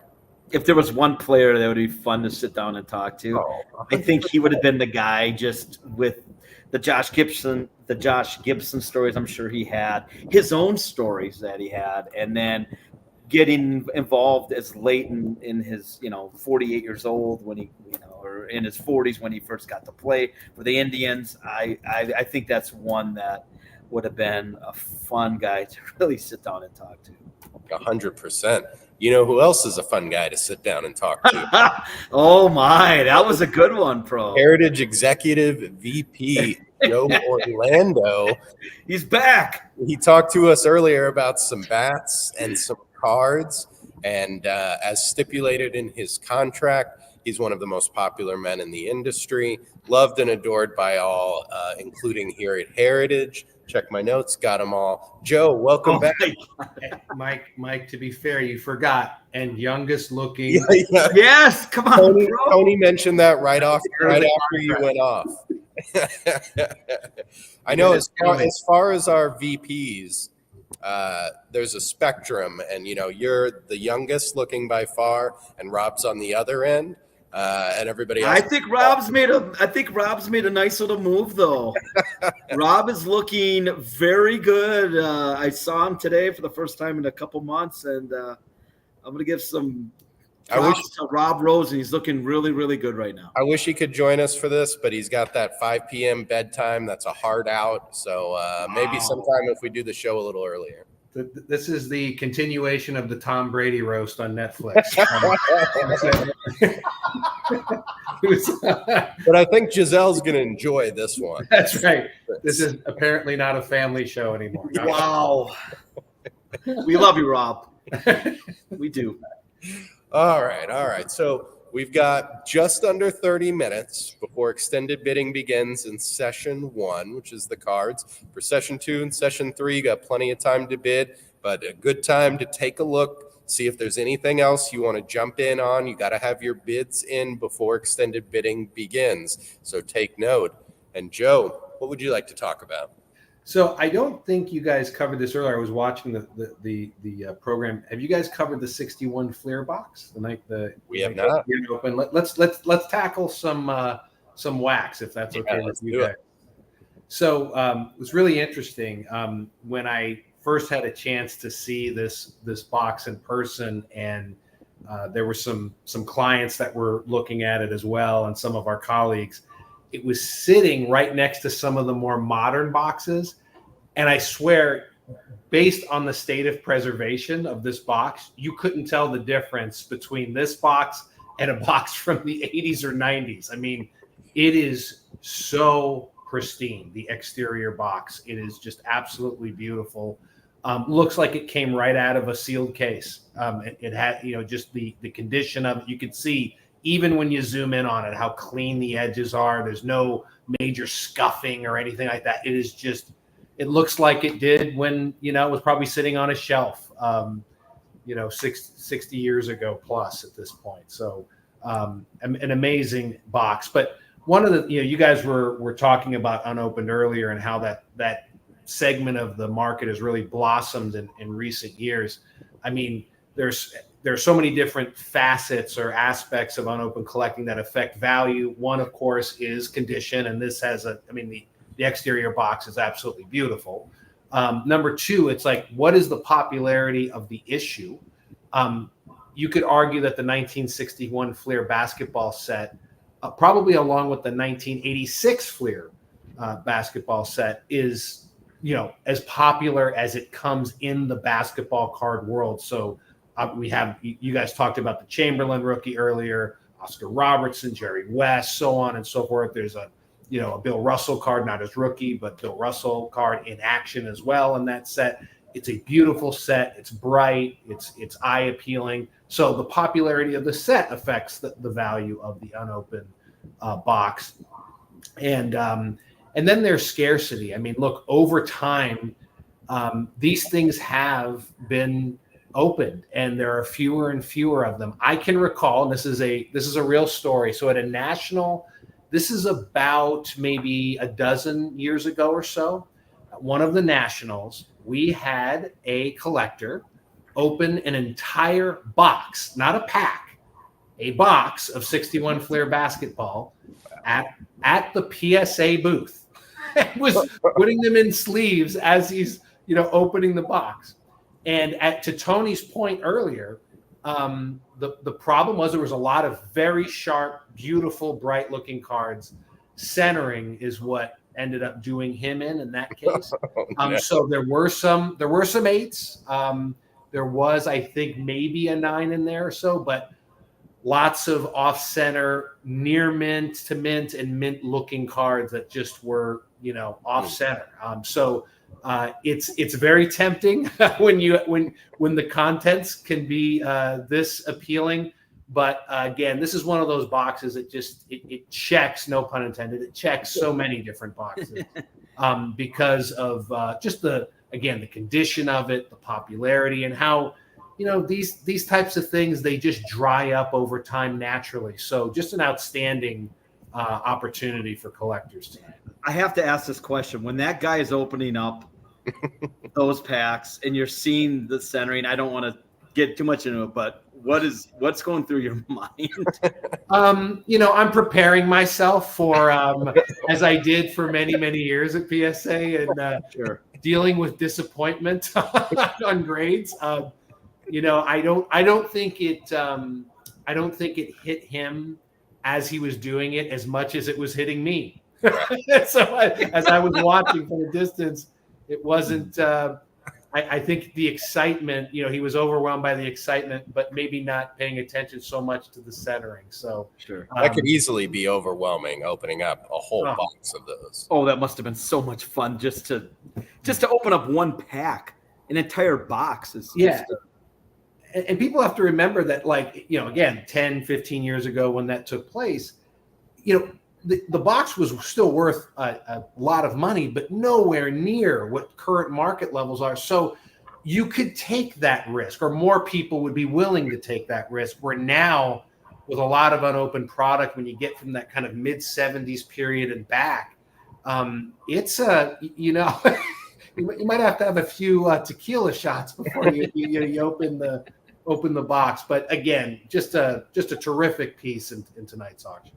And two things about that box. A lot of times with wax that old, when you're looking at the box, you can see it's not quite square. It was a storage issue either when it was created, when it was being distributed, or later, but it was at the bottom of a stack or at the middle of a stack, and it's kind of gotten depressed. This one is so sharp and has such good edges, and you could use that as a mold for a rectangle. It's just incredible condition. Really, yeah. The color. I mean, look, when it comes to these boxes, and now that they're kind of vacuum sealed and preserved so wonderfully, these are they really act as display pieces. So when the colors are preserved like this, I mean, they just make such terrific conversation or display pieces when you have them out on in your room. And those aesthetics of the outside, let's face it, what they put on the box, it's marketing. Some things worked, some things didn't. Some things hold up, some don't. This one, it works and it still holds up. It is really emblematic of that era and what the design elements were like in those early 60s. And it's just a classic image that as soon as you see it, even if you knew nothing about 61 Fleer, you could probably pinpoint the era just from how it looks. And this is one of my favorites, just the aesthetics. No, it's a great point, Mike. I mean, and in conjunction with that, what I love about, in addition to the design and how it kind of puts it to that period, is that big red nickel sign right on the far right, which takes you back to a time where you could actually get something for a nickel. So I love it when they have the price on it. the artwork, the 5 cent, the big red 5 cent there at the end. I mean, it just takes you back to, again, a completely different era, but that's what this is all about. Indeed. Good choice. What's up next, Joe? Let's go for a couple more wax boxes, if that's okay. How about the 1972 Topps 6 Series wax box? In my opinion, 1972 is the best year for all wax across all sports. 72 basketball is my favorite. And is that Dr. J? Is it the Dr. J rookie? Yeah, 72 basketball is Dr. J. Yeah. So that's great. Yeah, no, I'll tell you, Tony was talking about some of the 70 sets, 71, 75. When I was growing up, 75 Topps was my favorite. 71s were great with the black border, but from a design perspective, I always thought 72s were right there. So those were the first two sets that I put together in my youth, with 75 and 72. So they hold a special place in my heart, but the designs of both of those sets, very different, but also very much in tune with the era, as you talked about earlier, Mike. So this particular box, again, this is, now we're getting into boxes that are broken down by series. And we've talked about in the past how series can also affect the value of a box, in addition to rarity and all the other factors. The 6 Series in 1972 was actually a pretty interesting one. For anyone who is around my age and grew up during the decade, you can remember that the Steve Garvey and Rod Carew high number cards in the 72 Topps set, those were, at that time in the 70s, those were two of the most significant and most desired cards in the entire set. And some people would say, well, why would that be? I mean, they're both great players, don't get me wrong, but why wouldn't it be some of the other Hall of Famers? It's because Garvey and Carew were in their prime. I mean, Garvey was becoming a perennial, all-star throughout the 1970s with the Dodgers, and Carew had already established himself, but they were both really outstanding players. They were both high numbers. So they're included in this box in addition to that really interesting traded series at the end of the set, which includes Joe Morgan, Steve Carlton, Frank Robinson, some really great Hall of Famers in there as well. So this is one of those boxes you tend not to see as many 6 Series 72 Topps boxes as some of the others. So it's got scarcity going for it a little bit as well, again, versus some of the other series boxes that come up in the market. So it's a great, a great box. And what's also interesting, in addition to kind of the artwork and how sometimes it puts it, to the era, it's very in tune with the era. Sometimes the box artwork matches the pack artwork and the overall look of the product, and sometimes it doesn't. This one really does match the packs. It has the same, that image that you see on the front of the ball player is very much in tune with the way the packs look. That's not always the case with wax or cello boxes. So this one kind of ties everything together, I think, from an artwork standpoint. Yeah, and that font on that blue background, chef's kiss, brilliantly done. Chef's kiss. No, it's really no. It's one of the, I think, nicer look, in my opinion. Again, just my opinion. It's one of the nicer looking boxes of the decade. So for those who collect unopened wax, especially baseball from that period, it's just a really great looking box as a display piece. Yeah, and the colors on this one are really bold, and obviously they chose colors that they wanted to jump out at people when they were thinking about what to purchase, and that has endured. That one, if you see it on a rack in our offices, it just immediately draws your eyes to it. No, absolutely. So if we can, let's transition to the last wax box, which is the 1975 Topps wax box. Again, full disclosure, my favorite set growing up. And you talk about a box that matches the kind of look of the product.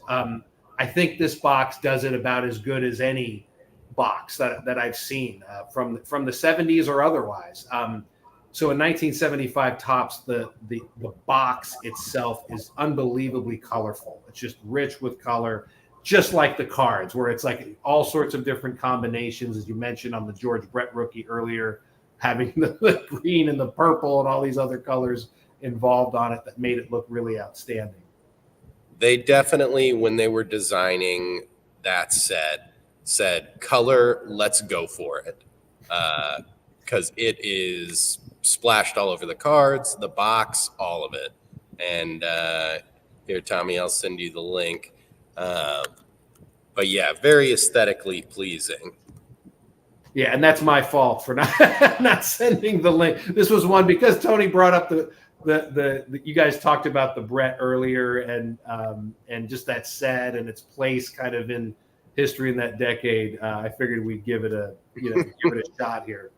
Yeah, even the cards in that set. I mean, how wild is it to say, all right, we're going to have one solid color on the top, one solid color on the bottom, and we're just going to – it looked like they threw a dart to pick which colors would match up. And I love it. I mean, it's something that probably in the 80s and 90s, people were like, oh, this is kind of an eyesore, which in that after the 70s, a lot of people thought that about 70s design elements. But now it's just obviously a timeless classic. Absolutely. No, it's endearing. And there we have it up on the screen. As colorful, the box is as colorful as the cards are. I mean, it just jumps out as a display piece. Now, for those who may not be, familiar with unopened collecting, now here's a situation where it's an all series box. So unlike the 72, which was broken into series, this is an all series box. So the potential in this box is for any of the cards in the set. And the 75 set, I mean, one of the things I loved about it growing up is that rookie card selection is as good as any set ever made. I mean, Brett, Yount, Carter, Rice, Keith, even guys that aren't Hall of Famers, but were great ball players, Keith Hernandez, just some really great, and it's bookended by Hank Aaron. It just was such a great set with a great selection of players, but that rookie card core is what, as a kid, is what really drove me, and the design. But the box 75 Topps Wax is one of the most coveted boxes of the decade, and this is an outstanding example. And that action shot of the ball flying at you, great design element, very kinetic, which is actually pretty rare on the wax. Usually it's a portrait or something stoic, but this one's putting you right in the action. Yeah, absolutely. So do you guys have time for a couple more? Or oh yeah, let's do it. All right. Well, Tony brought up one of them earlier, which was that great Satchel Paige Perez Steel card earlier. I figured, one of the other, I wanted to talk kind of about the whole set. We can kind of bounce around because we have a number of lots of signed Perez Steels in the auction, but another one that is very, very difficult is that of Lloyd Wainer. So he's probably the second most difficult and coveted piece in the signed piece in the Perez Steel product behind Satchel Paige, and you could see already where the bidding is at, which is very comparable to where the Page is at the moment. Very, very difficult. The consigner, the collector who put this all together, obviously you could tell how meticulous he was. I mean, the entire collection, whether it's in our group lot or any of the individual lots, they're all PSA DNA 10s. I mean, in terms of the quality of the autograph. So they're not just, in the case of Page and here the case of Wainer, they're not just rarities. They're as nice as you can get in terms of the quality of the autograph, which makes them extra special.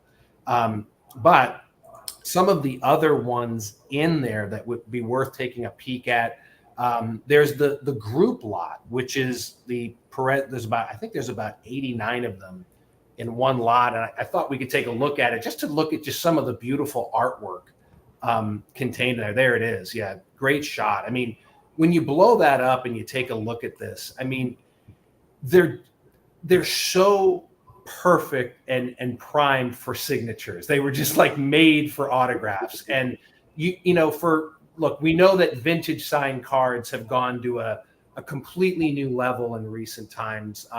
But here's an opportunity to get some great signed cards that are more affordable of legends like Koufax and Mantle and so many other Hall of Famers, which unfortunately are now deceased. In the last decade or so, we have lost so many of these Hall of Famers, Frank and Brooks Robinson, so many of these guys that you see here, and Eddie Matthews there, Drysdale, Killebrew, McCovey. I mean, it's been unfortunate, but this is, in terms of visual appeal, it's one of the coolest mediums to collect autographs on. And they are, again, for how beautiful they are and the condition of the autographs, they're relatively affordable compared to, what we've seen kind of in the vintage side card market.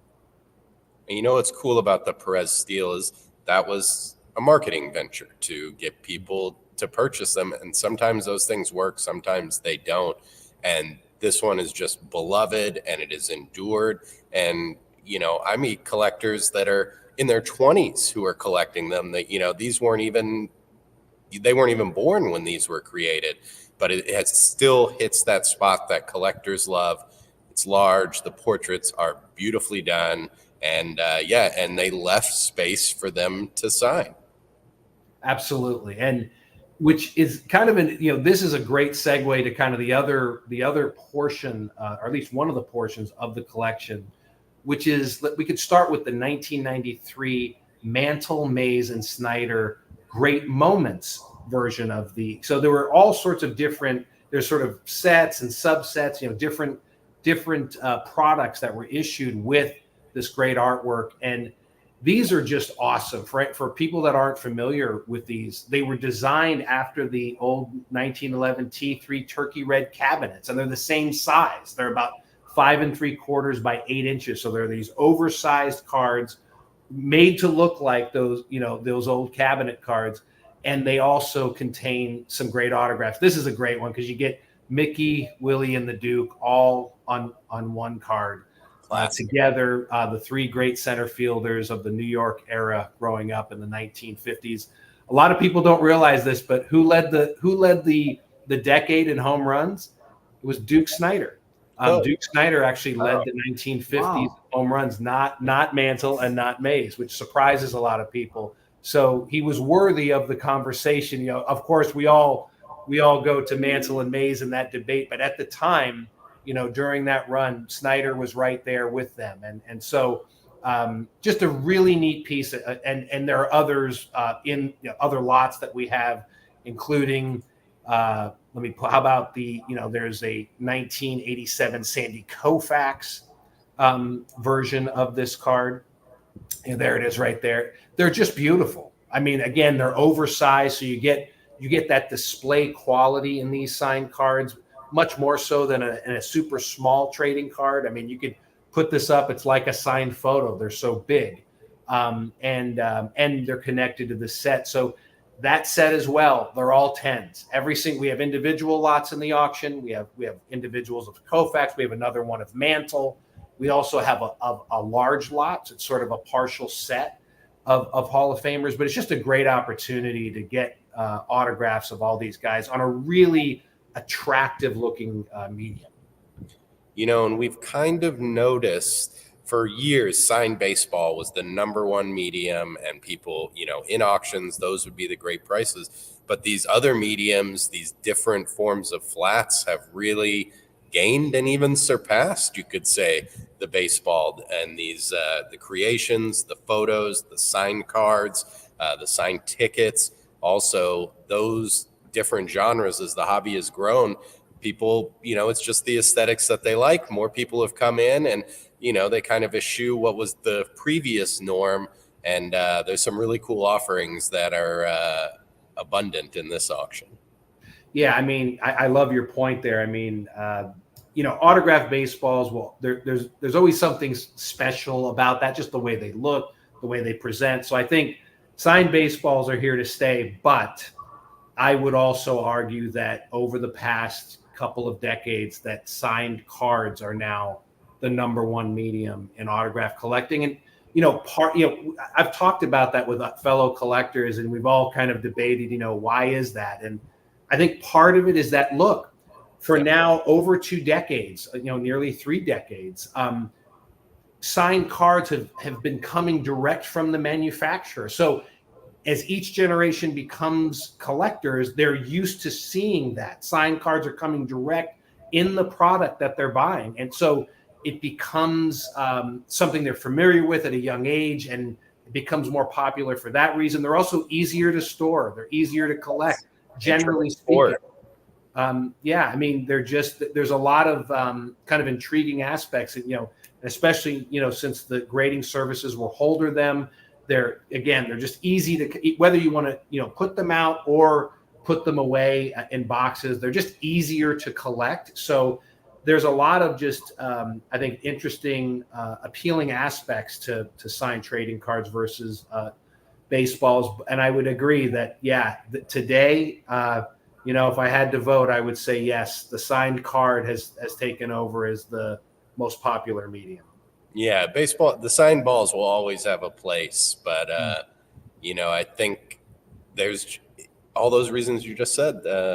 People are leaning more towards the flat items now, and the prices are, it's catching up. Those things were so far behind price-wise, and now they're kind of where they really should be. Yeah, no, it's always interesting to see, no matter how long the hobby is around, there are times where things change quickly in our hobby in terms of market movement in one category or another. And there are other times where it takes decades. It's almost like the hobby collectively wakes up to something as, wow, you know what? This should be worth more, or this should be more popular. And things can change. So yeah, I mean, it's been an amazing thing to watch, just the popularity of signed cards. Again, both the pack pulled rarities that come out and sell for tons of money of the current players, and vintage signed cards. The popularity of that category has just been really fun to watch.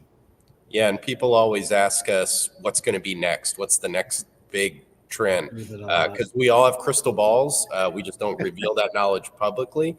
But I was talking with a client who said he thinks signed vintage photos is going to be the next thing. So I was intrigued by his point, because you don't see a lot of those.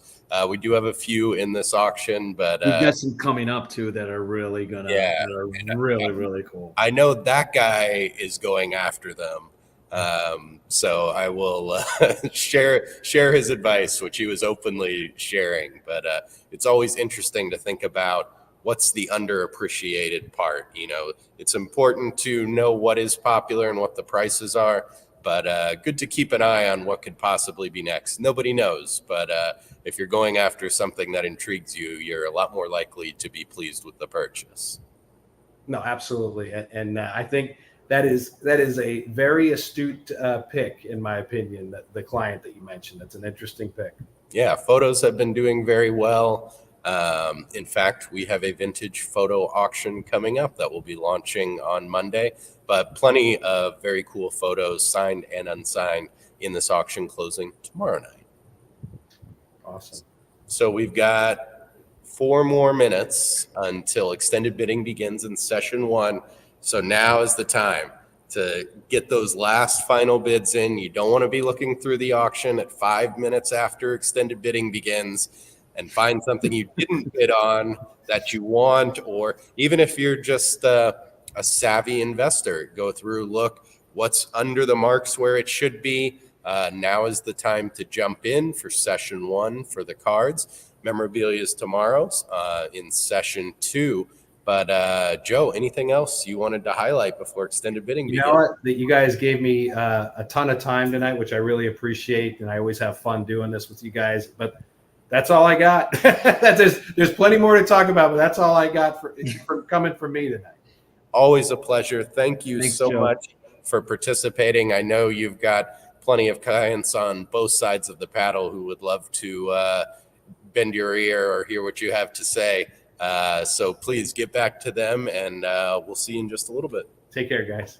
Thanks, Joe. Yeah, so just a few minutes left. Tony, why don't you check that big board as we near? We will check it right now. Bidding. Always an exciting time. There's a here's activity. A second-year Jordan signed. PSA 4 grade auto 9 5700. That's a pretty good number. The 71 Topps baseball unopened rack pack 8500. Let's see. Clemente rookie PSA 6 4300. So yeah, things are starting. You're starting to see some movement. Now in the next 10 minutes, 20 minutes is where it gets really interesting. 66 Topps complete set 3200. 16,500 for the Wilson Franks Ted Williams PSA 5. So we have 2 minutes remaining to get those bids in. And what I always like to see once extended bidding begins is there's kind of 2 different schools of thought. There's the people who say, I'm going to wait until there's 1 minute left. Maybe people go to sleep. Maybe they get distracted and I can slip it by them. And then there's the people who that's the surgical approach. And there's the people that prefer a sledgehammer. And as soon as extended bidding starts, they're throwing in a bid.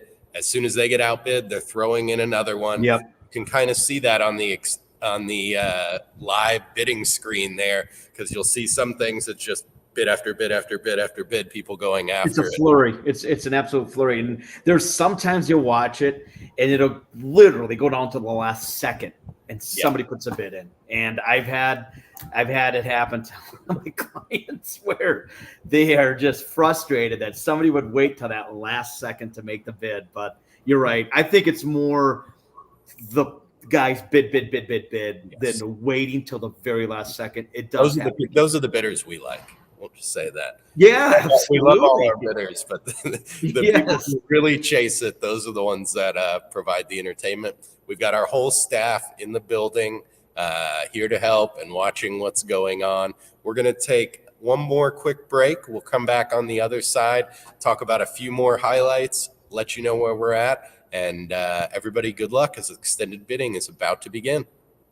One of the most important jerseys in the hobby, Walter Johnson game-worn 1920 Washington Senators jersey. Only two known Johnson game-worn jerseys. One is in Cooperstown in the Hall of Fame, making this the only example in private hands. Given to a teammate of Johnson's, Eric Swat Eriksson, a Swedish pitcher who played with Johnson on the Nationals. It's a heavy gray flannel with blue pinstripes, the black logo W on each bicep, validating a less is more design by the Washington Senators. Each of those logo W's is reinforced with a square patch of jersey fabric at the interior sleeve, each cut and aligned to match up with the pinstripes. This cadet collar reminds us that the jersey marks a transitional period in the game.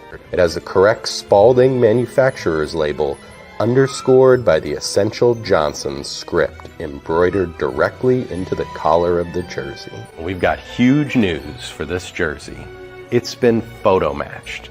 It's been matched to an image of Johnson pitching in an April 29th, 1920 game with Johnson and the Washington Senators playing Babe Ruth and the New York Yankees. Johnson, wearing this jersey, struck out the Bambino twice that day. It's an incredible relic with layers of authentication and provenance, and it'll find a new home in our May catalog auction. This is kind of a special jersey because in this era, this being 1997, you don't see a lot of unwashed NFL jerseys. This one's obviously unwashed, worn by Marcus Allen in the 1997 home game against the Seattle Seahawks. You'll even see some Seahawks hit marks here. Lots of grass stains, ball marks on the other side, and it's coming up in our May catalog auction. Amazing Babe Ruth letter here. A lot of box checking for collectors. First off, it's from 1921, one of his greatest seasons. The letter is written to his agent, Christy Walsh, the first sports agent and a master at marketing, and this letter is evidence of that. Famously, Ruth had a syndicated column in the newspaper, but it's unknown whether he actually wrote it. Many historians believe that it's ghostwritten. But this letter gives some insight that he may have actually written it, abounding with incredible content. Let's take a look.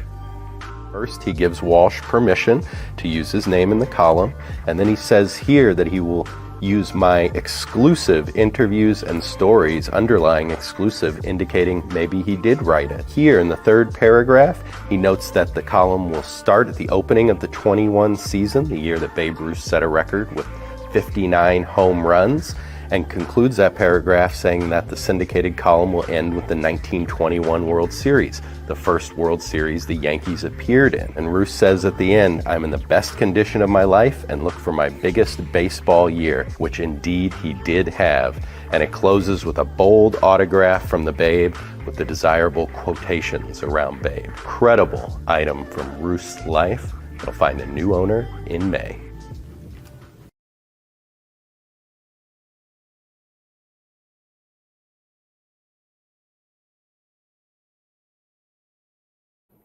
All right, exciting times. We are in extended bidding. It's official.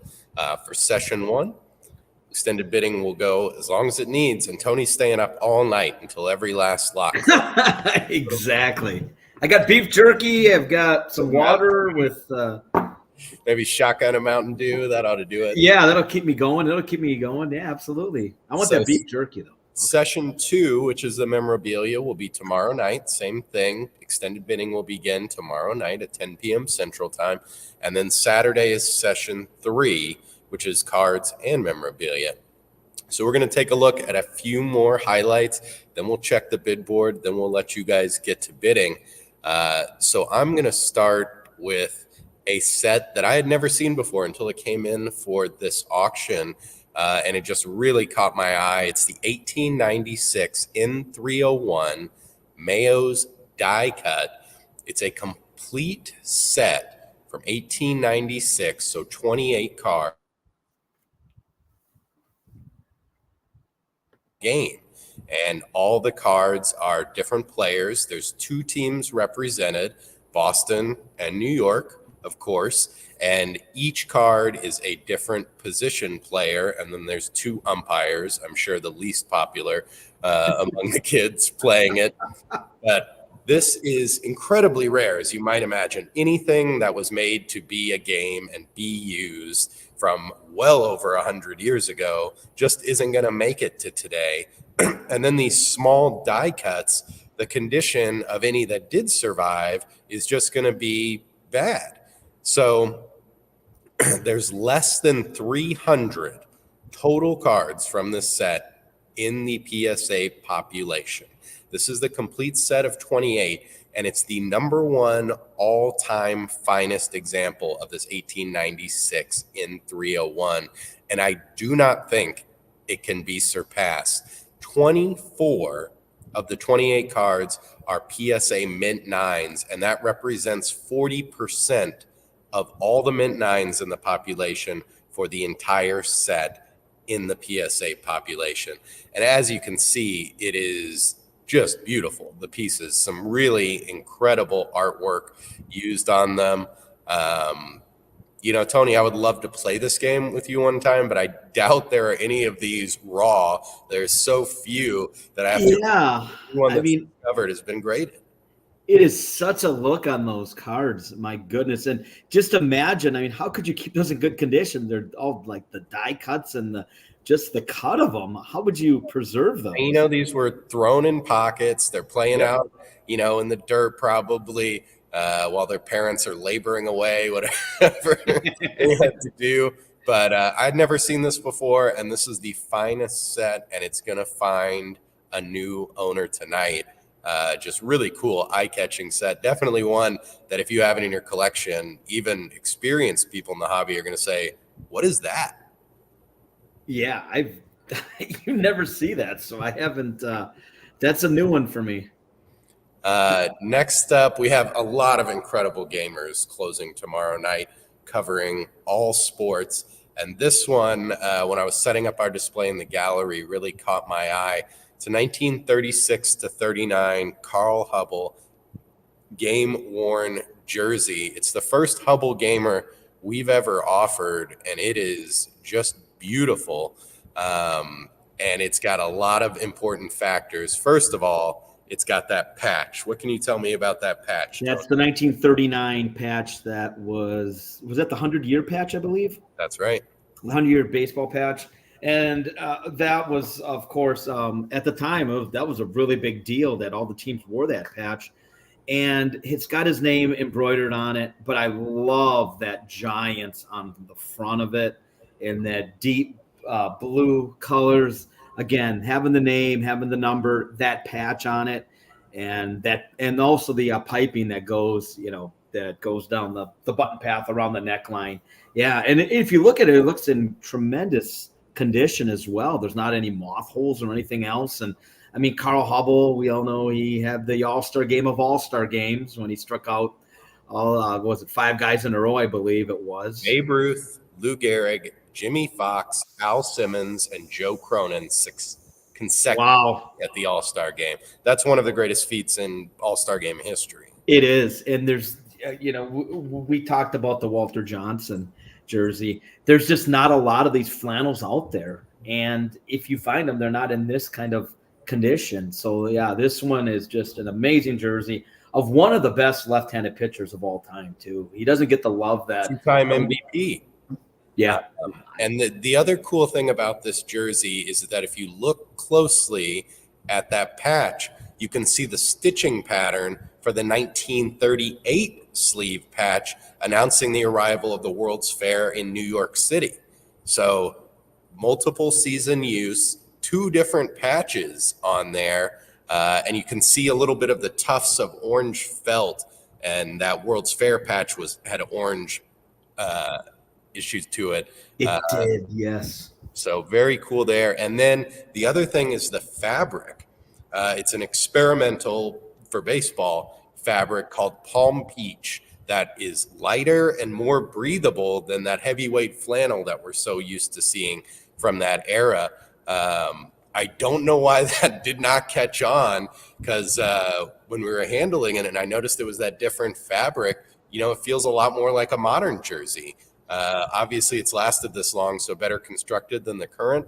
You just took the words out of my mouth. I was going to say, I think maybe Fanatics and Nike could get together and take a look at this one and it's like make some decisions. Futuristic, experimental thing. And, we're so used from that era that when you pull those jerseys out, you say, how could these guys wear this to play? But this one feels like a light, modern, breathable fabric. So very cool jersey from a very underrated player, and a lot of things to like about it. And then next, we haven't talked about rings yet tonight, but we've got a great assessment of rings. And this is one of my favorites. So we have 3 Bulls rings from 93, 97, and this one is from 98. All of them derive from the collection of Joe Lee, who is the assistant equipment manager for the Bulls. They come from his family. And the interesting thing about it is Joe Lee started working for the Bulls. Well, he started working for the Chicago franchise when they were the Chicago Zephyrs in 1966. He spent 48 years with the franchise, and he was just a beloved member of the franchise. The players loved him, especially through all eras, but those 90s Bulls, by that time, he was older. He was kind of the wizened guy that had seen it all, but he was very affable, very friendly. The family said he made mixtapes for Jordan and the Bulls that he would hand out of classic music from back in the days. So really interesting. And what I like about this, Tommy, if you go to the picture of the display box there, so anyone who received all 6 Bulls championship rings that was there for the whole thing got this display box for all 6 rings, and it has a spot for all 6 of them there. So this 98 ring comes with that box, which we have sold some complete run of Bulls rings, but I hadn't seen this display box before. Really cool. And I love that story of a behind the scenes guy that, we as fans don't really know, but was really loved by the players and the organization. So very cool element behind these Bulls rings. It just shocks me in the last 4 years, 5 years, how these have appreciated in value. I remember for the longest time, that was a $20,000 ring, maybe 25 grand on a good day. Now, 50, 60,000. I don't think there's any auction company that sold more Bulls rings than Heritage. And I'm not trying to say anything. I just know that we get such a good sampling of Bulls rings in our auctions. And this is one of the nicer ones too. I love the design on that ring. It's a gorgeous looking ring. The Last Dance ring right there. Yeah. All right, Tony, what do you got? A few more highlights before we All right. What do we got first? Let's go to it. Is it Tom Brady? Yeah, let's do some Tom Brady. All right. So Tom Brady, of course, is in the news a little bit now with his autograph practices and also his roast, which we talked about a little bit. They announced that he's going to start announcing. He's going to be in the booth, and he's going to start off with the Dallas Cowboys season opener. Are you going to be there, Mike?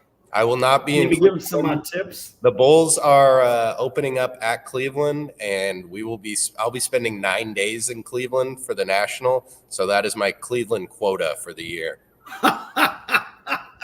All right, I'll be with you for part of that trip too. So looking forward to it. But these are photo matched to Brady's 100,000-yard milestone game, which I don't know.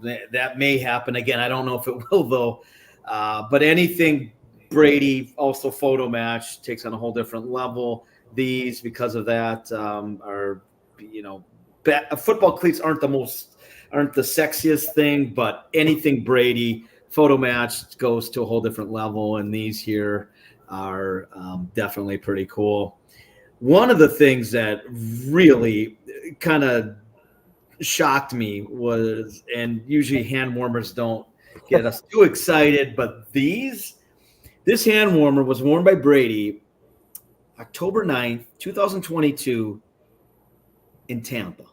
And when it was photo matched, I'm thinking, wait a second, you don't use hand warmers in Tampa Bay in October. But these, I don't know if it was a comfort thing, as my guess is it was. That's one of Brady's secrets right there. Keep the hands. Maybe it is. That's part of the TB12 method, I guess. Maybe it could be hand warmers. But this has been photo matched to that game, and multiple points, as you can tell by the letter here. And the interesting thing about it, it's not just wide open inside. It's two separate pockets. It is. The hand has its own pocket there. Yeah. And I thought that was just such a unique thing. And you just don't think of that ever being something that he would do, but he did. And really cool Brady piece.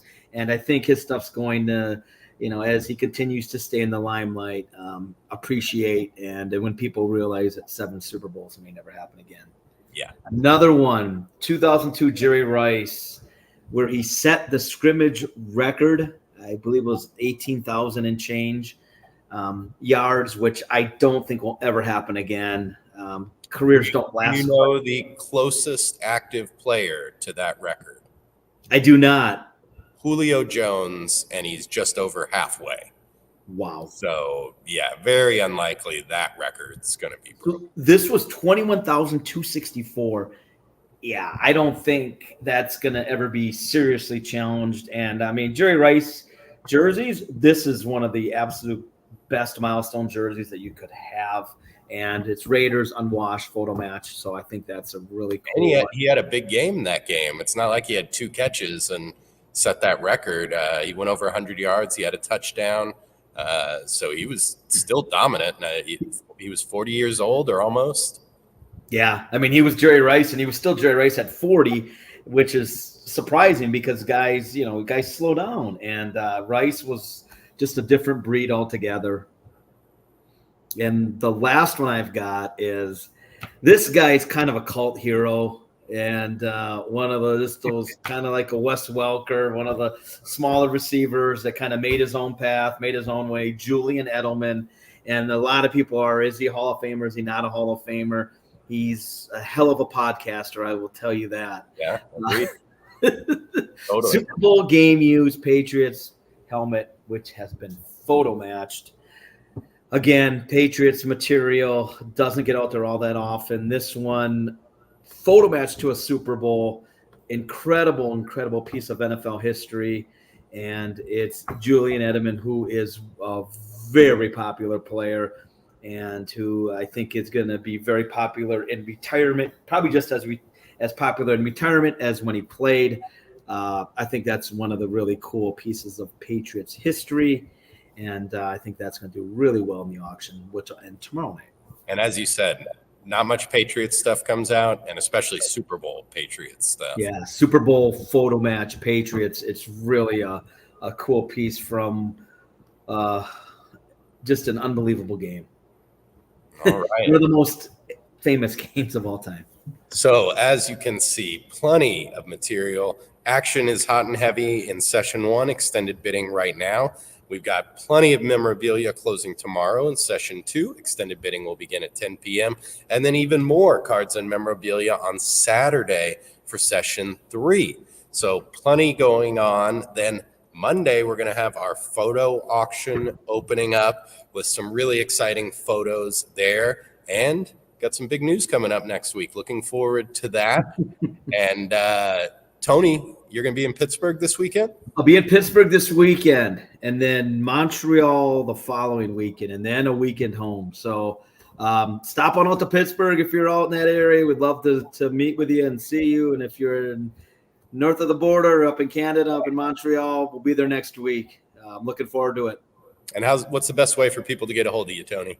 Tony G at ha.com, or call my direct line 214-409-1997.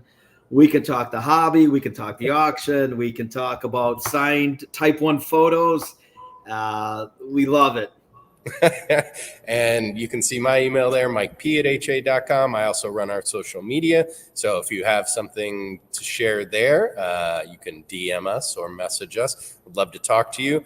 A huge thank you to all our consigners. We can't do this without you, obviously. We really appreciate you entrusting us with your treasures. And thank you to our bidders as well on the other side of the paddle. We hope you all have a great night. And a huge thank you to the staff of dozens that helps us run this show. It's not like one person can put this show on and do all the graphics and switch everything and keep up with the messages. There's a dozen people doing that. Obviously, 3 or 4 of them did the lighting on Tony's end. I tried to fix it. We What do you thank think of that lighting? I'm going to work on that next time it'll be better. Tony needs a ring light, ladies and gentlemen. So everyone, good luck in the auction all weekend. We'll be talking to you, and happy bidding.